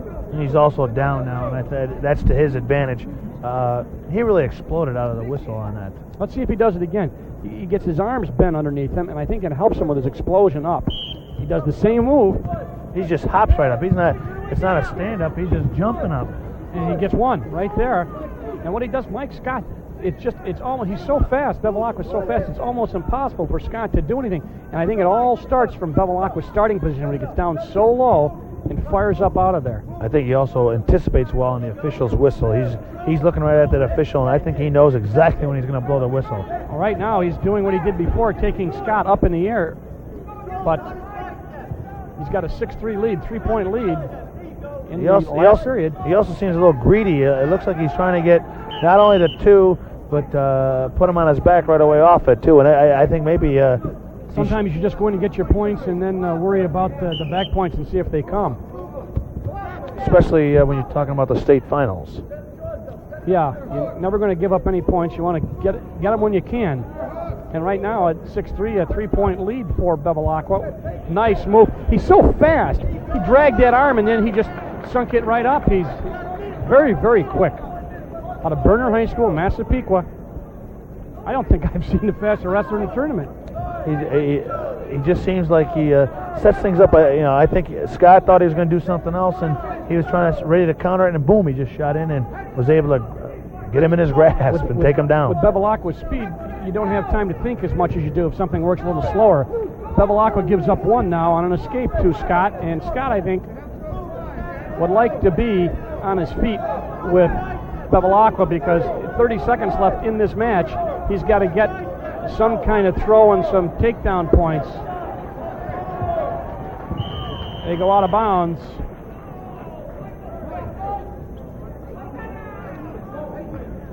And they'll bring him back. Bevilacqua on one side and Scott on the other as they go for the takedowns. 17 seconds left, 8-4 lead. Bevilacqua being as aggressive as he was before, once again trying to get that hip in and throw him. He hasn't let up at all. He just, sometimes when you get ahead of that 8-4, sometimes you have a tendency to let it. You said he looks tired. He still does, but he's still going 110% with 5 seconds left. It looks like Bevilacqua is going to be a winner in convincing fashion. 138-pound state champion. Mike Bevilacqua out of Berner High School, Massapequa, Long Island, defeats Mike Scott 8-4, and he is, as you said, Doug Hartman, the 1985 New York State wrestling champ at 138 pounds.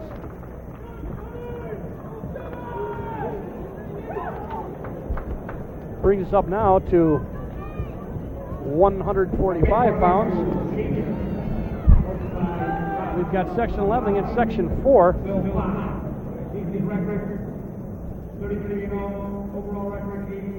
Steve Schoen and Pat Duthie. Duthie out of 4 right there with the orange, reddish colored uniform, 4 on the front. Schoen, I should say, out of Bayport, Section 11.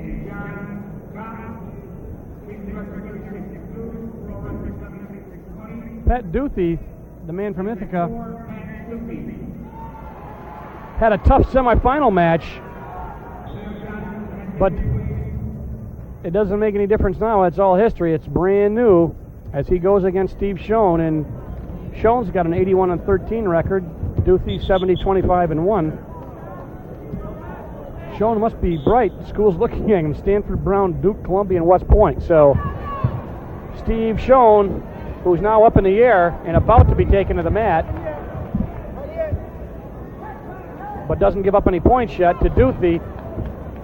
And they go right at each other. Now he's coming out of it. Oh, he's got Duthie in trouble, I believe. Got 2. He's counting out back points. Yep.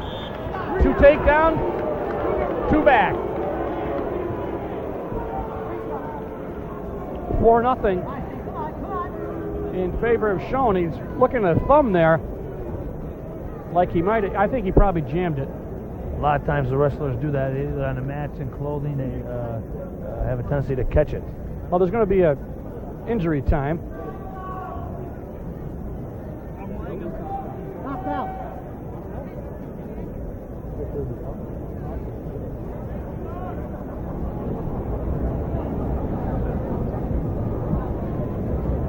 There's Schoen, Section 11. He jammed his thumb, I think, and they're just going to check it out, maybe put some tape on it, maybe do nothing.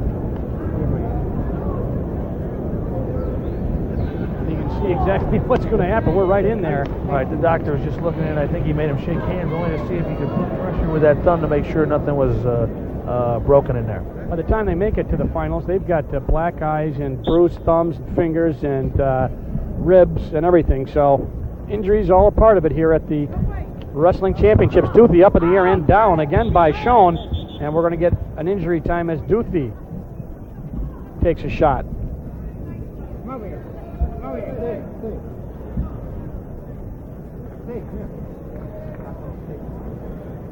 We started the injury time again.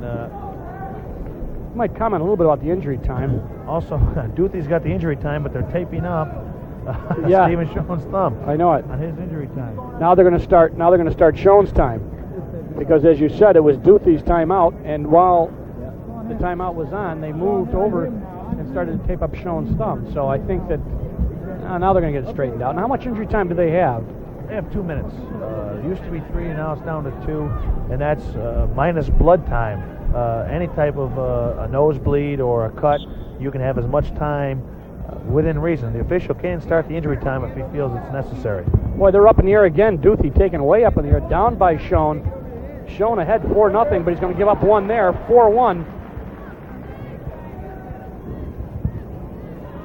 What I liked about the finals so far, nobody's given up. Everybody keeps on working the whole time, and sometimes in the finals, the guys have a tendency, I'm here, and I've give arrived, up. Right, and that's enough. But you're right, everyone has gone 110%. We've had 1 pin so far. Duthie, a couple of head jabs, and then goes for the double leg takedown. Loses that, grabs onto the single, countered by Schoen. Schoen does a nice job of countering that single leg. This is almost exactly what happened before, and he got the points, and it looks like he's going to get him again. I was just going to say, look like an instant replay. Picks up 2 more, making it 6-1. Throws the leg. See that right leg coming in. And now he's just going to relax a little bit. 22 seconds left in this first period. See if he can get maybe a tilt and kind of relax, because we've said it before, but it's important to remember that the man on top, in that instance Schoen, doesn't have to work as hard, so it tires out the guy in the bottom, Doug. Well, especially if you use your weight to your weight. The bottom man has to carry not only his own weight, but he has to carry your weight along too. So the more pressure you put on him, the more energy he has to expend, and the more tired he gets. So a strategy a bit is, once again, Schoen takes Duthie. He kind of pins his head to the mat and kicks his leg out from underneath him and takes the legs way up high. 5 seconds he doesn't want to give up, does it again. Kicks the legs out. The period will end now with a 6-1 lead for Steve Schoen out of Bayport High School. Thumb seems to be bothering Steve Schoen. I don't know if that's going to become a factor or not, but he keeps on every time they go out of bounds or the period ends. They seem to, he's working it. He's doing it right now, checking the thumb, making sure that it still works. It seems to. Right now, Schoen going to go for legs.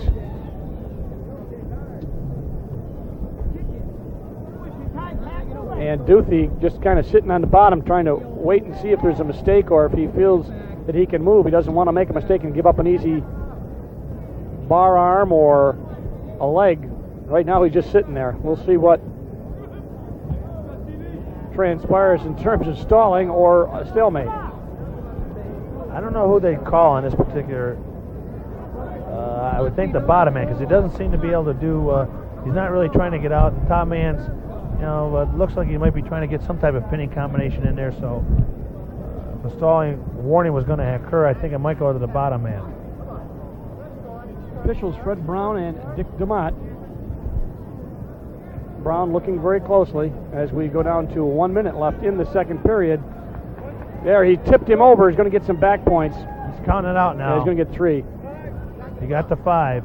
So he's got 3 back points. So Schoen picks up 3 back points, pads the lead to 9-1. Same move again. He has used that move consistently to bring down Pat Duthie. And he's going to do so close to a slam, and yet it's not. Yep. He seems to set him down on his head and then flip his legs down, which makes it sound like a slam and look like a slam, but it's really not. Not much action out of Duthie. Being ridden by Schoen. Again, that thumb seems to be bothering him. That really affects your grip strength. Doesn't seem to bother him too much as far as the score is concerned. No, not yet. He's up by 8, but you're right. We saw when they brought all the wrestlers out and all the place finishers, and it looked like a lineup. Guys with black eyes, and scars, and cuts over their noses, and these wrestlers have gone through quite a bit these last 2 days. And again, once you get like this type of competition, you just go for it. While we were talking, Duthie picked up 1, makes it 9-2 in a very uneventful period for Duthie as we end with Duthie down by 7, score of 9-2.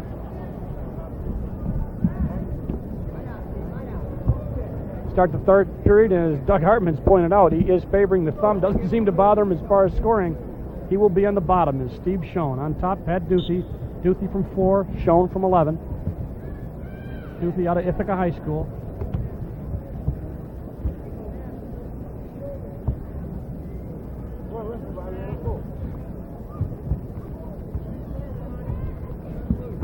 Very methodical.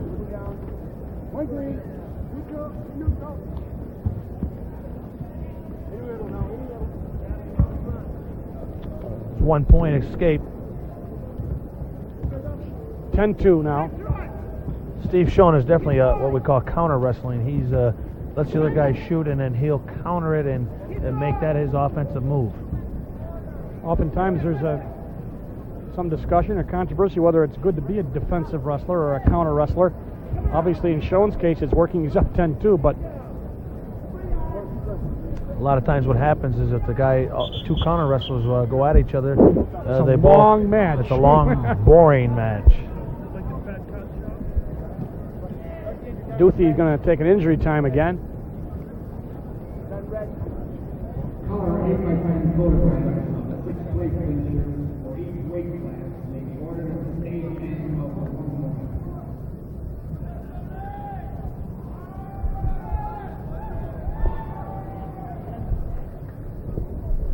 Team scoring, and this is one of the important matches because Section 4 is only 1.5 points ahead of Section 3 right now for 4th and 5th place. So Duthie could help out the sectional. At this point, sectional loyalties are generally left far behind. Wrestling is a team sport, of course, but it becomes very individualistic, especially in the state championships. Although the people love to have bragging rights to which team is the best, in terms of what area, I should say, is the best. See how Steve Schoen is definitely, countering every time that Duthie has gone in. Schoen has countered it, and that's, I've seen him shoot very few takedowns himself. Down to 25 seconds left in this match, which has been certainly not actionless, but not very close, as Schoen has dominated in this 145-pound weight class. Out of Section 11, Bayport High School. Duthie out of Ithaca has just had too much trouble, and we're going to wind right down now to 5 seconds. And Steve Schoen will be your 1985 state champion, 145 pounds.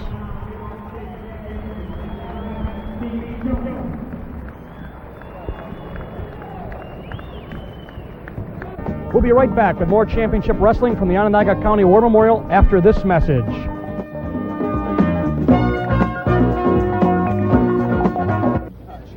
Hey man, I can't drive. I can drive? Yeah, right. I'll call my mom. Are you crazy? Nah, she really doesn't want me to drink. We have this deal. If I drink, I don't drive. She picks me up, no hassle. Hello? Hi, Mom. You need a ride? Yeah, I think so. Okay. And Richard, I'm glad you called.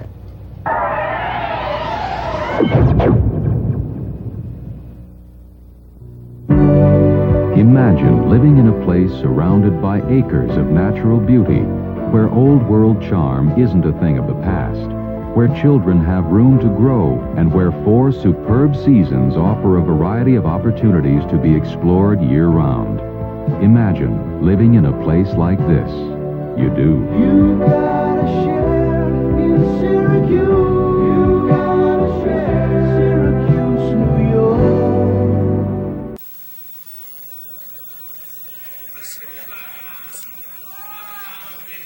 Well, we move up to 155 pounds now. Jerry Armigo out of Levittown Division High School in Section 8, and Mark Taylor out of Section 1, Mount Vernon High School. Armigao's got a record of 101 and 22. Looks like another Old Dominion college prospect. That's right. They have contacted Gary Armigan.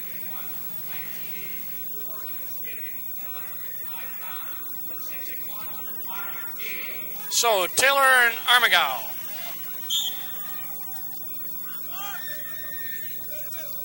We get up to 155 pounds. These guys are both fast and strong. No score yet. Taylor out of Mount Vernon High School is in the light blue. Stalemate right there. Taylor from Section 1. Armigao from Section 8 in the green.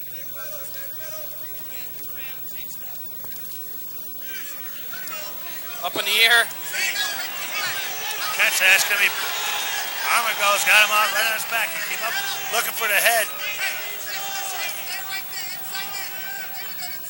2 points for the takedown and 3 for the back, so that'll be 5 points. Picked up quickly by Jerry Armigao. Trying to put that leg in, but Mark Taylor didn't let him. 5-0.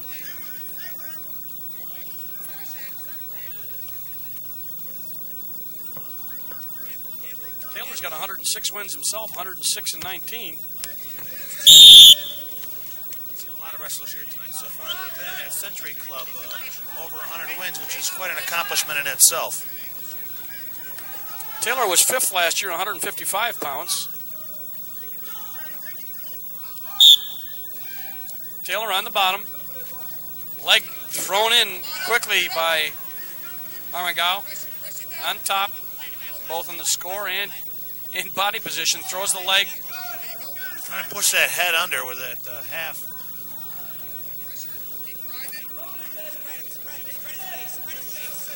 See him trying to push that head under. He's, difficult to do, especially the wrestlers here are so with strong. the strength, yeah, and they're going to come potentially dangerous. Taylor stands up. Generally, when they have the leg in and they can get those hands off the mat, it ends up being potentially dangerous.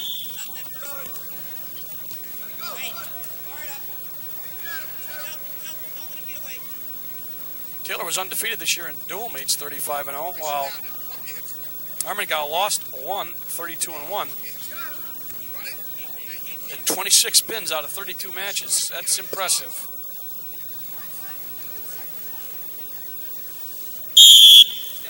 Stalemate. Sometimes these stalemates can also be called a stalling on the top man if he keeps on throwing in the legs and not doing what official feels he should do with it. Again, that's an official's discretion, and it changes for each personality. All right, end of the first period. 5-0 lead for Jerry Armagao. Taylor will be on the bottom. Important first move, I would assume, Doug, since Armagao throws the legs, and if you can get out and get away, you might be able to change the tempo of the match. So much for that theory. Right, he's got it. Boy, Armagao looks like he let him come to a certain point and then would just ready to... He just bridged right back out of it and put him back on his off his base. Of course, these guys, these opponents, these two men or anybody in the States have got to be pretty well scouted as the coaches watch them during these matches. Right now, Armagao in a little bit of trouble. He's going to give up 2. He just gave them up. He's going to give up back points, too. I haven't seen him count yet. I don't know if... I haven't seen... There he goes. He's starting to count now. Yeah. There's 2.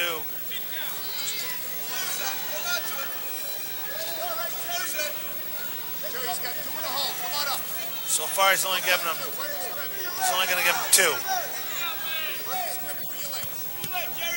He hasn't given the points yet. They're there.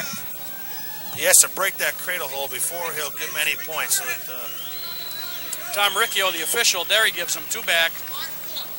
5-4 now.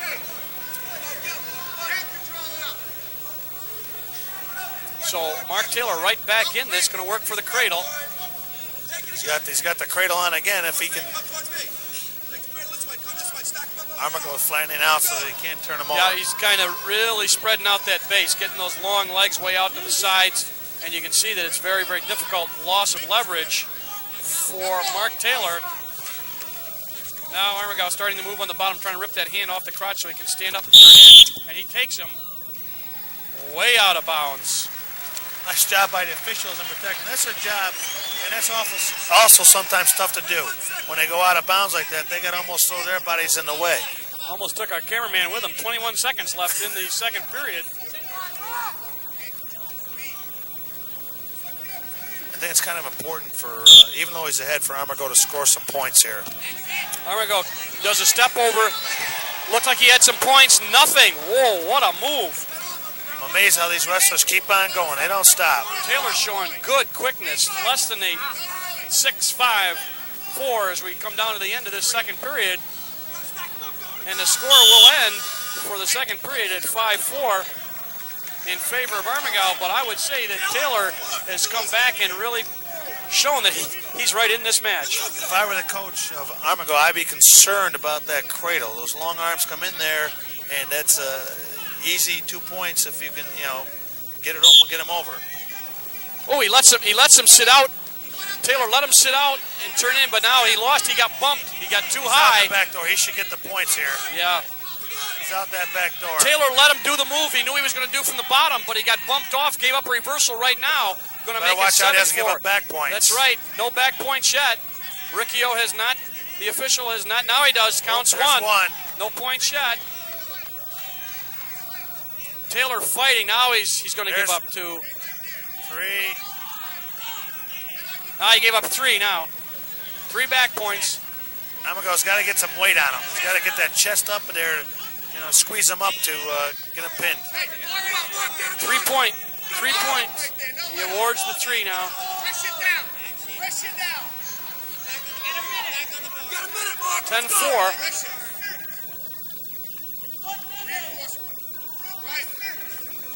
In favor of Armagao, so he's got a 6-point lead.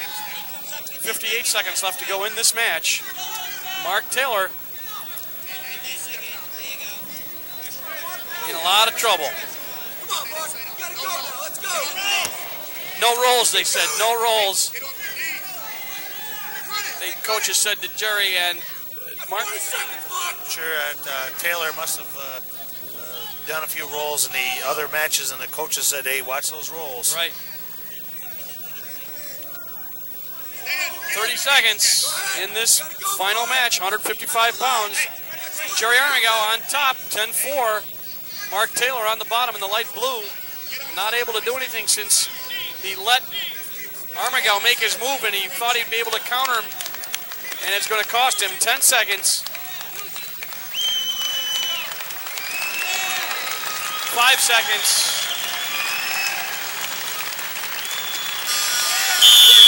Jerry Armigao out of Section 8, Levittown Division High School, will be the New York State champion at 155 pounds for 1985.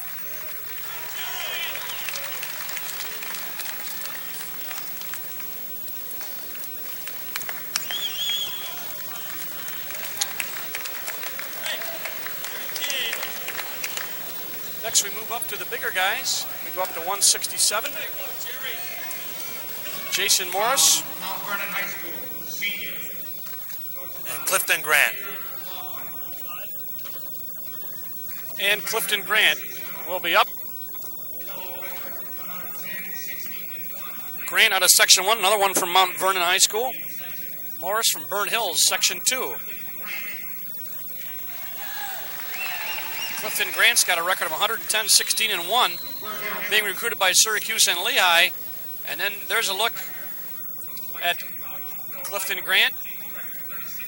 His opponent will be Jason Morris out of Burnt Hills High School. Jason Morris is a returning champ at this weight, and Clifton Grant is a fourth place finisher last year.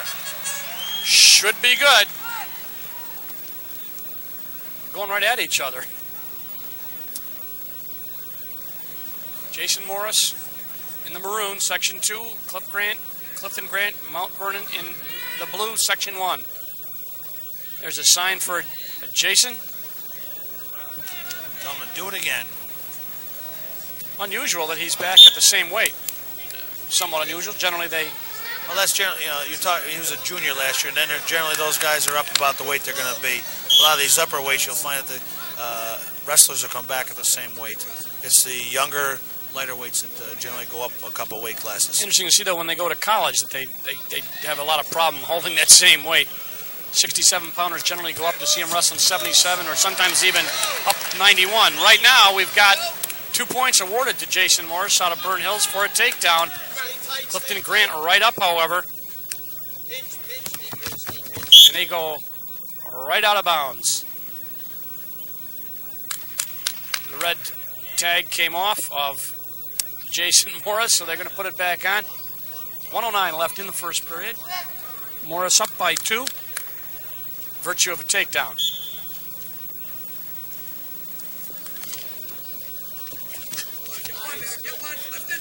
Okay, Clifton Grant picks up 1 for the escape. Mount Vernon High School, known for basketball, also a pretty good wrestling school. Last 2 gentlemen from Mount Vernon. Jason Morris's coach is saying don't walk around with him. Obviously, he has been scouted. Clifton Grant has been scouted, and they want to make sure that he doesn't make the one make nice. He does nice kick. Trips out there. Yeah, he tripped, kicked the heel, the ankle right out, took him down. I think that's something you don't see a lot, and sometimes wrestlers are, they're not anticipating that type of move. You don't see that very often. You see a lot of that in the freestyle, but not a lot of it in high school wrestling. Yes. Back to basics, 4-1 the score as Morris picked up 2 more points. Hard. Drive with the hip, drive with the hip, drive with the hip. Keep it. Keep the Merkle. A lot of strength out there, strength on strength. You can see the muscles in Clifton Grant's thighs. And now they're going shoulder to shoulder. Look at, great shot. That's what it's all about right there. You can see that they are really working hard. Grant taken down to the mat. Morris in control. And the period will end. 4-1 lead for Jason Morris.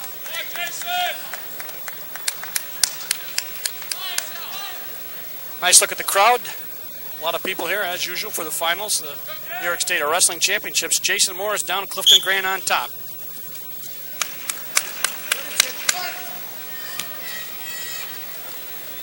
Once again, they're right back in that chest-to-chest, arm-to-arm, leg-to-leg, and Jason Morris has shown that he is quite adept at takedowns from that position. It's always amazing to me how some wrestlers, like Jason Morris just did, just come up. It's like, there's nobody on me. Excuse me, I want to get up now, and they get up. 5-1. The escape by Jason Morris he was given, but no takedown yet. They'll be on their feet. It's kind of enjoyable to watch the two guys on their feet. They're matching strength with strength, but I think Jason Morris is definitely a little slicker. Controlling the head there of Clifton Grant. They do not want Jason Morris to go walking around the mat with Clifton Grant. They say move him, don't let him move you. I'll bet you he's thrown some 5-point moves this year. I'm sure he has, looking at those muscles, and he has 17 pins this year, so Clifton Grant knows how to put him down. A lot of this match so far on their feet. 1:07 left in the second period. Clifton Grant out of 1, Section 1 in the blue uniform.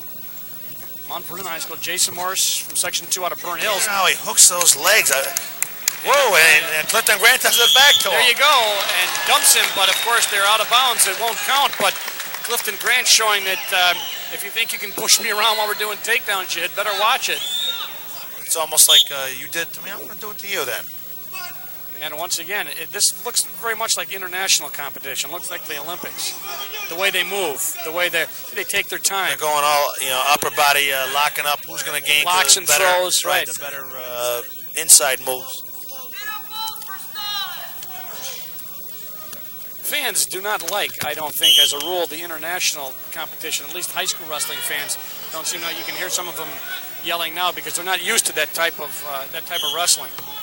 Well, it's more of a deliberate. I'm going to do it, you're going to do it type of thing, and I think high school fans like to see knock them down, drag them out. Yeah, right? I like to see people shooting for pins. Mule kicks that leg right out, but Jason Morris not able to control Clifton Grant. They go out of bounds. He's going to warn them both. Did he warn them both? I think he was just signaling both. Okay. They're both up still. Oh, he did it again. What moves? Jason Morris, what a great move that was. He is so slick on those trips. End of the second period, 7-1 in favor of Jason Morris.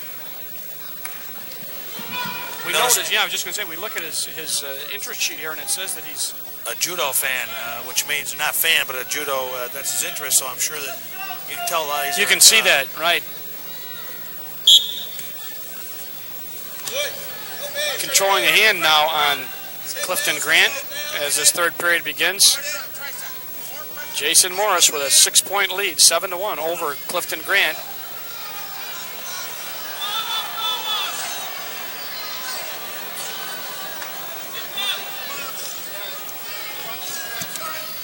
And back on his feet, he gets one. Clifton Grant picks up one, 7-2. Jason Morris kind of relaxed for a second. I'm not sure he didn't get. Sure he didn't get hit in the head. And boy, they both hit the mat hard. Well, Clifton Grant. Oh, he took him again. It's amazing to me how he does that with his foot. He just kicks the base right out from Clifton Grant. I mean, he goes down. I also think what he's doing is he's putting pressure on the top, so the guy's starting to relax back on his heels, and so when he catches it, there's nowhere to go but backwards and down. Gets the top part of the body going and then just kicks the base out, and he has made a living off of that tonight. As Jason Morris, 167-pounder. It's a very, as you say, it's pick up 2 points here, get back on the feet, pick up 2 more points, 9-2, and he has nickel and dimed his way. There have been no real pinning combinations. He lets him up again. I'm not so sure if I were Clifton Grant, I'd want the 1-point escape. This isn't. It's like a 2-for-1 sale. Right. Clifton Grant, you better watch him. 45 seconds left in this match. 9-3 the score, 6-point lead. And they have spent a lot of time on their feet. Again, that's more the freestyle international type of thing. A lot of times is spin on your feet. Jason Morris does it again. Not yet. Oh, but he got him down. And no points out of it. No, he's got quick feet. He has extremely quick feet. 30 seconds left. Clifton Grant talking to the official. I don't know if he hurt his arm. Yeah, he's going to start a injury time.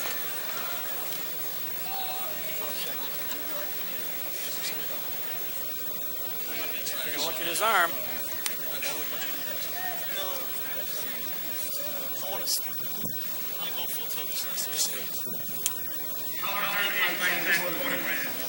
Getting back to the standings in the section 11 has 188 points, followed by section 1, which is where Clifton Grant is from, with 161.5. Section 8 close behind with 158.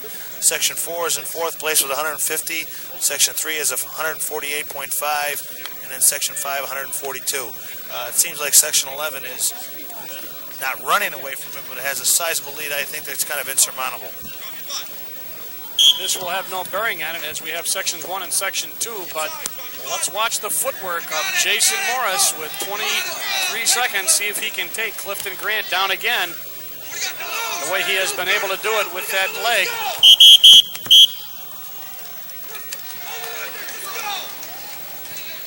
I think we're going to have to see some type of throw here. Yeah, Clifton Grant's going to have to go for it, and he is right now. And he takes down Jason Morris for a quick 2. 6 seconds, 5. Unless, no, nothing will happen. They go out of bounds. It seems that Clifton maybe should have done that a little bit earlier. I'm not so sure it would have mattered.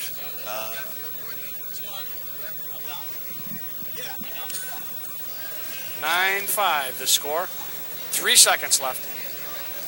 Jason Morris, 3 seconds away from the 167-pound New York State Championship. He comes straight up, and that's the end of the match. So Clifton Grant gives up a 9-5 decision to an excellent man on his feet, Jason Morris out of Burnt Hill High School's in Section 2. Jason Morris becomes another two-time state first place finisher.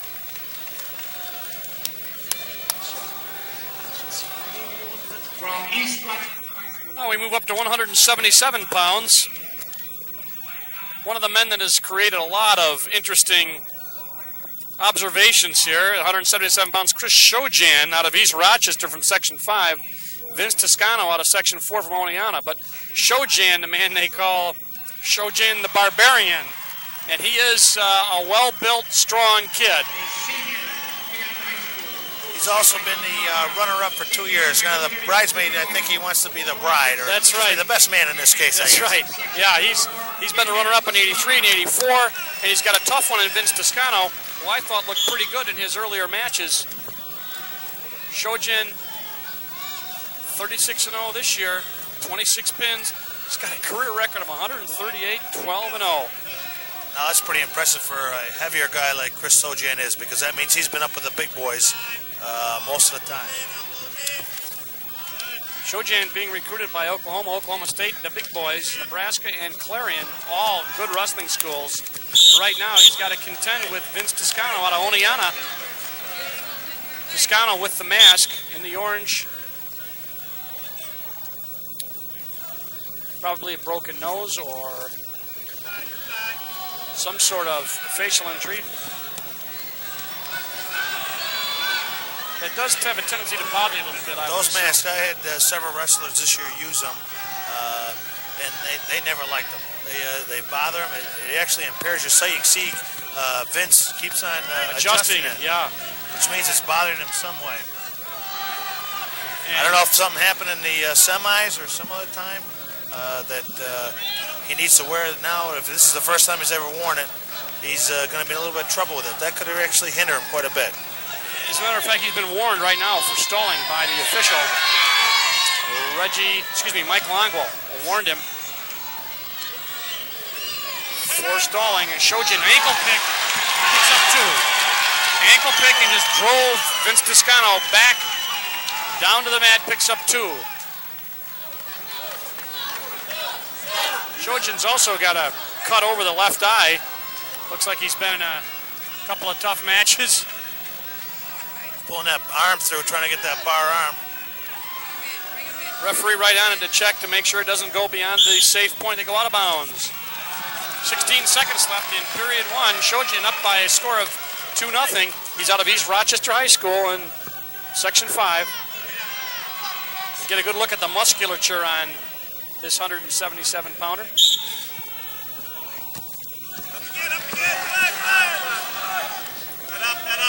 10 seconds left in this first period. Work on you and then back up.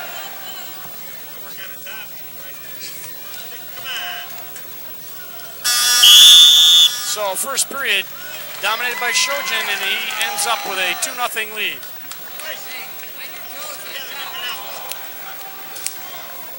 To start period 2, Toscano will be down. Shojin up.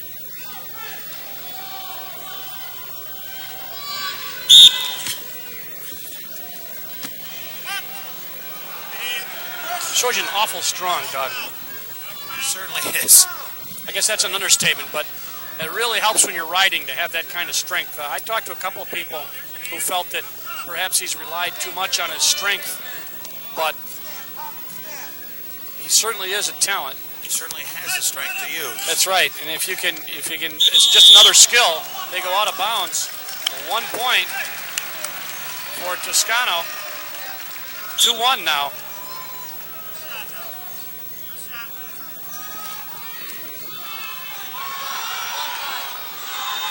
Toscano's already been warned for stalling. He better get a shot in or something, otherwise he's going to get hit for a point. Clock. Hold it. Fred Brown, the assistant referee, 8 seconds on the clock. Let's go. looking on with Mike Longwell. Twice tonight. No call yet. Come on, Vince. I haven't seen him shoot. I think we might be. There it is. It's a warning. And a point. It's actually a good call. He has not shot a takedown. That's a good call by the official. Of course, that's probably part of the strategy, although I don't think he thought he'd get warned so early, but you don't apparently want to shoot takedowns on Shojin, but it cost him a point. It cost Toscano a point. You still have to do, there's things you can do to make it look like at least you're attempting to take down where you're not going to get in any trouble if you don't get it. A little discussion here. I think the score should be 3-1. The table has it at 2-1. We'll see. Well, what happened? Table has it as 2-1. The clock has didn't it as start. 3-1. Yeah, well, the clock also apparently didn't start.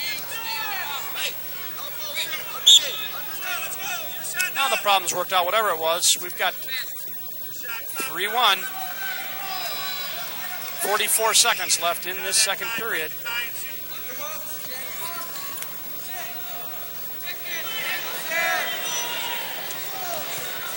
Shojin's been lifting weights since the 5th grade, they tell us.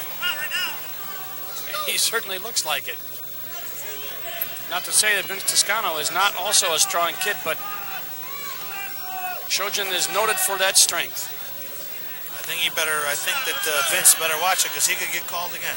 Yeah, he's apparently the scouting report is don't shoot on him, or at least you better make sure you've got something, because he has not shot really at all on Shojin. Shojin going to get a takedown here. He's only got a second to do it. No points. No, he does not get it. So we'll go into period 3 with the same score at 3-1 in favor of the man on the bottom, Chris Shojin. I think we'll see Chris coming right up for a 1-point escape because he doesn't want to stay down on the mat where he can get caught for something, And with that strength, you can see that he's trying to get that tight waist off. Break free. There's. He threw the switch while he was going down. Nice move. Nice move. Yes, it was. 2 points.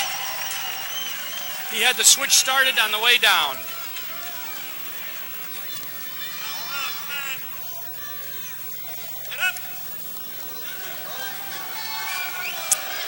.130 and counting in the last period. Shojin up by 4, 5-1.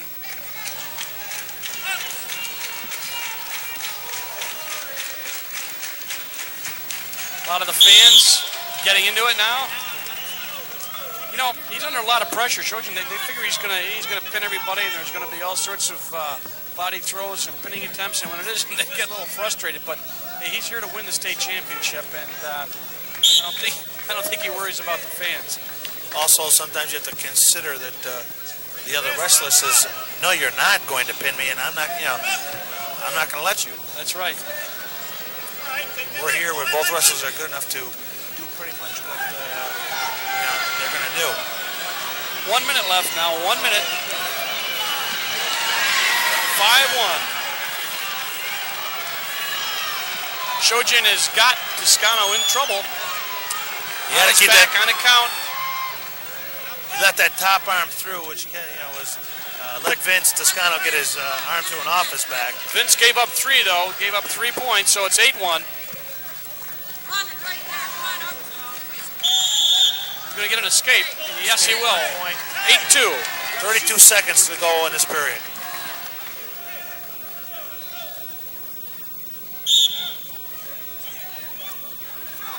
Half a minute now in the match. Shojin bidding to become the state champ after being a runner-up in 83 and 84. No takedown yet. Get that arm out off the leg. He should. There he picks it up. 2 points. 10-2. 10 seconds left. Shojin going right for the pin.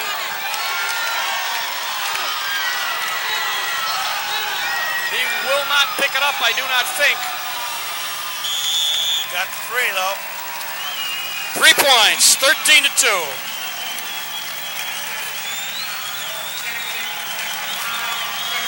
'85 champion, New York State at 177 pounds, Chris Shojin out of East Rochester High School.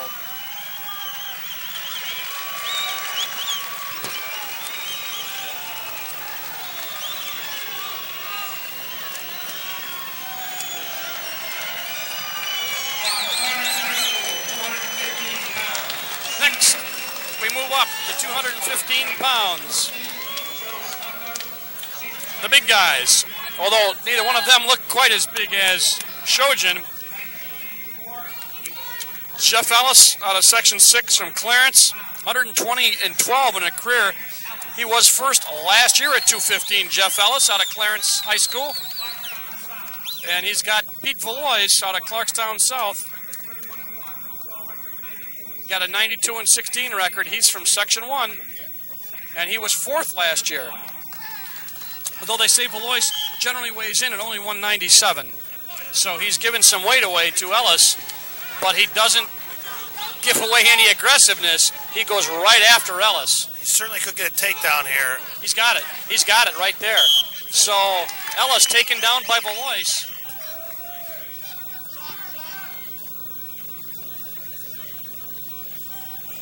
That's what I like to see. Hey, I don't care if you're a returning state champ. I'm coming after you, and I'm going to beat you. Well, Ellis, who looked good, I thought, in his earlier matches, Peterson, and however, he does not get Valois to give up any back points. As a matter of fact, he hasn't given up anything yet.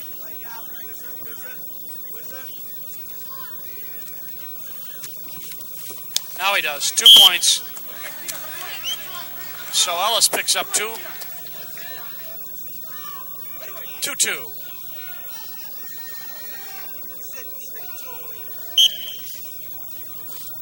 The old days, the heavyweights were always those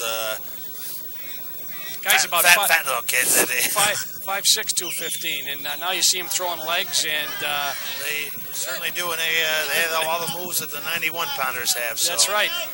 And you see that Jeff Ellis got the leg in, trying to get that hand of Valois, the arm behind his head. Guillotine, something was unheard of with heavier weights. Even though what the leg was sometimes unheard of by the heavyweights. Right now, Valois trying to turn in and get away from the legs of Jeff Ellis.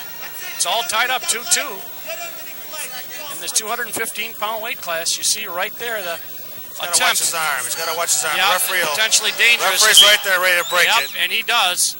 I've seen that more often than they ever get it. It seems that they give up that potentially dangerous. Incidentally, the officials, Mike Jones and Tom Trout, I believe, for this match. We wind down to 20 seconds. And Ellis He's getting some points there. I was going to say, in tight, going to pick up some back points from Pete Valois.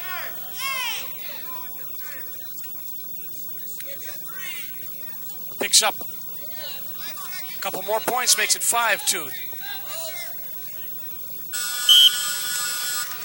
Into the first period, a 5-2 lead for Ellis.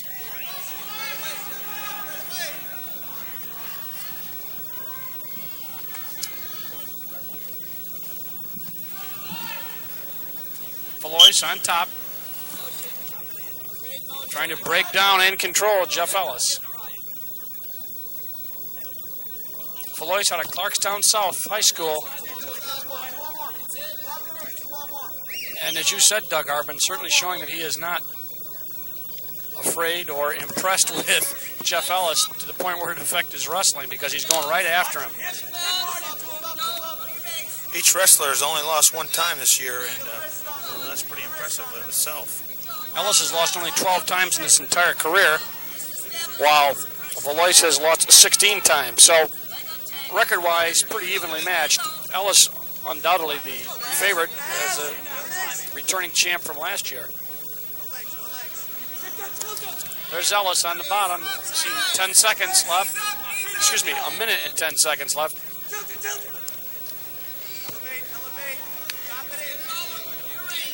In the second period.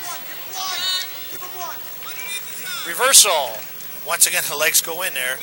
Ellis, as soon as he got the reversal, threw the leg in.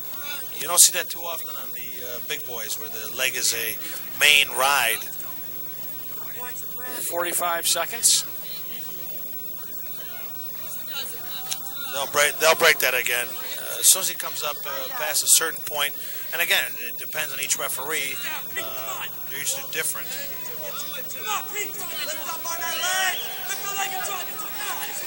25 seconds left in this second period.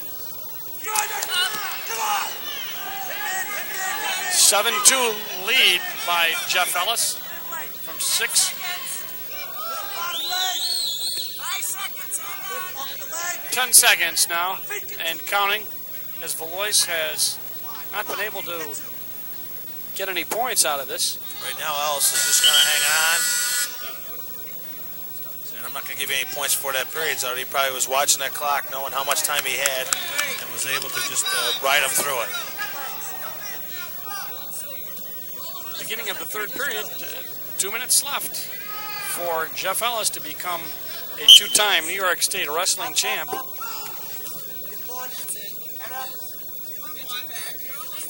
Valois on the bottom from Section 1. It's going to be a night. He's going to try to tilt him again.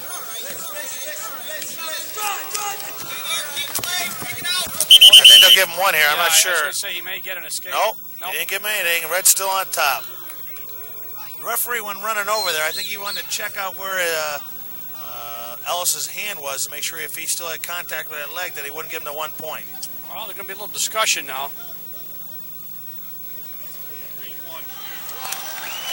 Once again, now, I agree. I mean, I don't necessarily agree with the call. I agree that they should talk like that. And if the other official had a better point or perspective on the move, he said, yeah, I think there was 1 point there, then they gave it to him. Tom Trout, the assistant referee, made the call, and official Mike Jones agreed with him. 2 points now for Ellis, making it 9-3.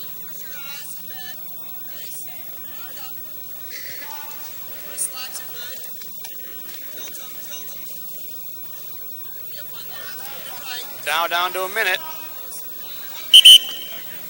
Not a lot of action in this in terms of pinning combinations. No one's been in real trouble with that respect. Ellis has thrown a couple tilts, which is, they call them near falls, but I'm not quite sure that's what they are. They're just exposing the guy's back. Garner some points.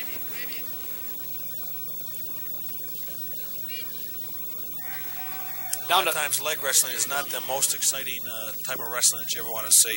Because you really do. You tie the bottom man up so he really can't do anything. And you're not necessarily, it's sometimes difficult for you to get a pinning combination on. Ellis has the legs in on Valois. Ellis from Section 6 in the orange. Valois is going to give up. No, Valois is going to pick up 2 points as he got a reverse on Ellis. 9-5. He's getting some points Might himself. get some back points here. This could be close. 10 seconds. 2 back points. If he can go again. Not enough time. He got warned for stalling. Ellis got warned for stalling. So Ellis, who appeared to be in control, gave up a number of points at the end to beat Valois, but was able to hold him off. So Jeff Ellis repeats 215 pounds, New York State champion. So for the second year in a row, Jeff Ellis wins the state crown. He's our second two-time state champion. All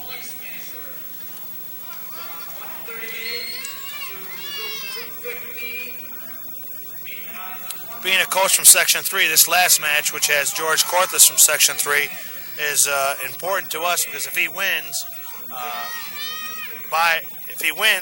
we'll be in the 4th place, and if he doesn't win, then we'll be only in 5th place. So it's kind of important to us in the team standings. Well, he's got to go against Larry Farrell out of Watervliet from Section 2, undefeated this year, 24-0, 23 pins out of 24 matches.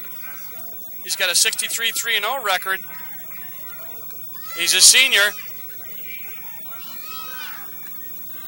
George Corthus from Section 3 out of Central Square High School, as we said, another one of those Century Club members. He's 107, 19, and 5. Corthus right there in the gold, going quickly at Larry Farrell, picks up 2.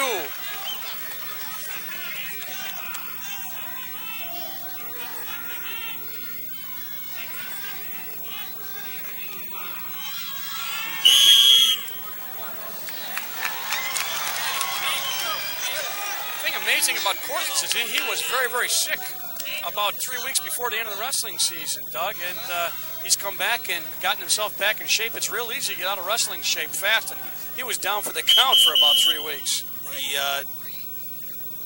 almost wasn't able to get go to the Class A's, which is a tournament to qualify for the sectional tournament. They were thinking about a hardship, and then he wrestled anyways. He had meningitis. I guess there's several types. I'm not sure what type he had, but he was out for several weeks. And when you're laid out like that for several weeks, it's difficult to come back, but he's done a real nice job and has come back. George Corthus, who wrestles at 215 generally during the year. As we said, this is 250 class is only used generally in tournaments along with the 91-pound class, although it can be done in dual meets. But George Corthus, a good football player, too, out of Central Square. May end up at St. Lawrence University, another school that does a lot of recruiting here. And George Corthus, the man in gold, has got a 2-point lead over Larry Farrell from Watervliet High School out of Section 2. Less than a minute left in this first period. Corthus trying to get some back points. George looked like he might get a little sloppy there. I was going to say, he's got to watch. He might give up 1 right here. He dragged him back in. He gave up 1. So George gives up 1 point. When it looked like maybe he should have taken the out-of-bounds move and stayed with him. He dragged him back in. Wasn't ready to bring him back in. Gave up 1 point. But they'll both be on their feet. 35 seconds left. And Corthus, aggressive, going to give up 2.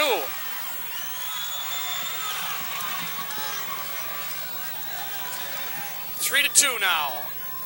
Favor of Larry Farrell from Watervliet.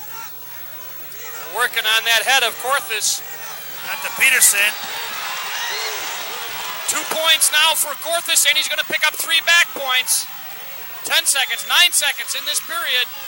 Farrell will escape the period, but I think he made it to 5 count.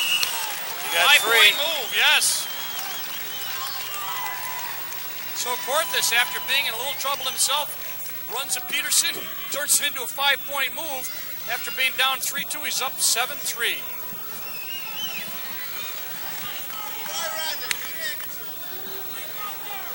Second period now in a match that looks like it used to be these heavier matches were not quite as exciting as some of the earlier ones. 215 was certainly not all that exciting. 250 looks like it might be.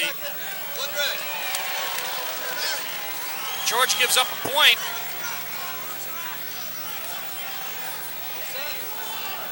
For not assuming the correct position, gives up a point.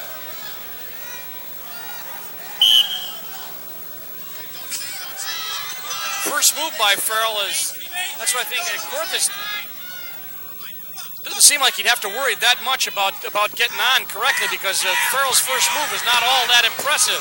But Corthus right now has got other things to worry about, wants to pick up more back points. Got to be careful about those 1 point losing points like that because they can sometimes come back and haunt you. Right now, Corthus is trying to get the back point. He's got the arm. He's going to walk it right up. Throws the half.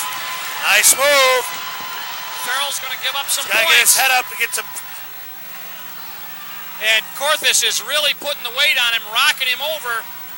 A lot of time left, 1:15. Corthus does it. Corthus does it. That's a great story. It's not just a win. It's a real return from adversity. They didn't even know whether George Corthus was going to make it, and he does. Goes back and he wins it. He's a New York State champion, unlimited. So for 250 pounds,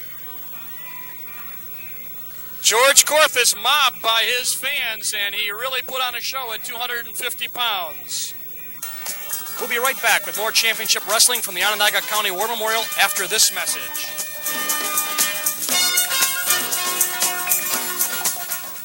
Using only the energy of the sun, the Serengeti region in Africa is one of nature's most efficient ecosystems.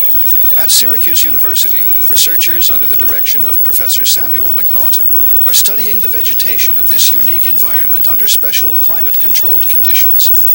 Data from Professor McNaughton's research may yield new insight into the design of improved agricultural systems to help feed the world's population. Syracuse University, we have the future in minds. Imagine living in a place where the sports action never stops, where amateurs and professionals meet and compete in a variety of events, where 4 superb seasons of fun guarantee that nobody loses, no matter what sport they like, and where winning is a tradition. Imagine living in a place like this. You do. You gotta share in Syracuse. You gotta share Syracuse, New York. Doug, we had some surprises, but all in all, I thought pretty good set of finals. I thought this was probably one of the better finals I've seen in the last couple of years because I thought all the matches people were going all the time. They wanted to win, and nobody was intimidated by anybody else, and a couple come from behind wins, which makes it really even more exciting.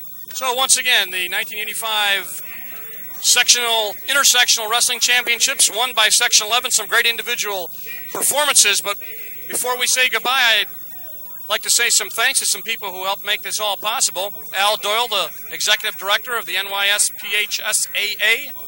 Reed Hawk, the New York State Wrestling Chairman. Dennis Snow and Pete Napier, the War Memorial executives who helped us out. Bob English, of course, the War Memorial stage manager.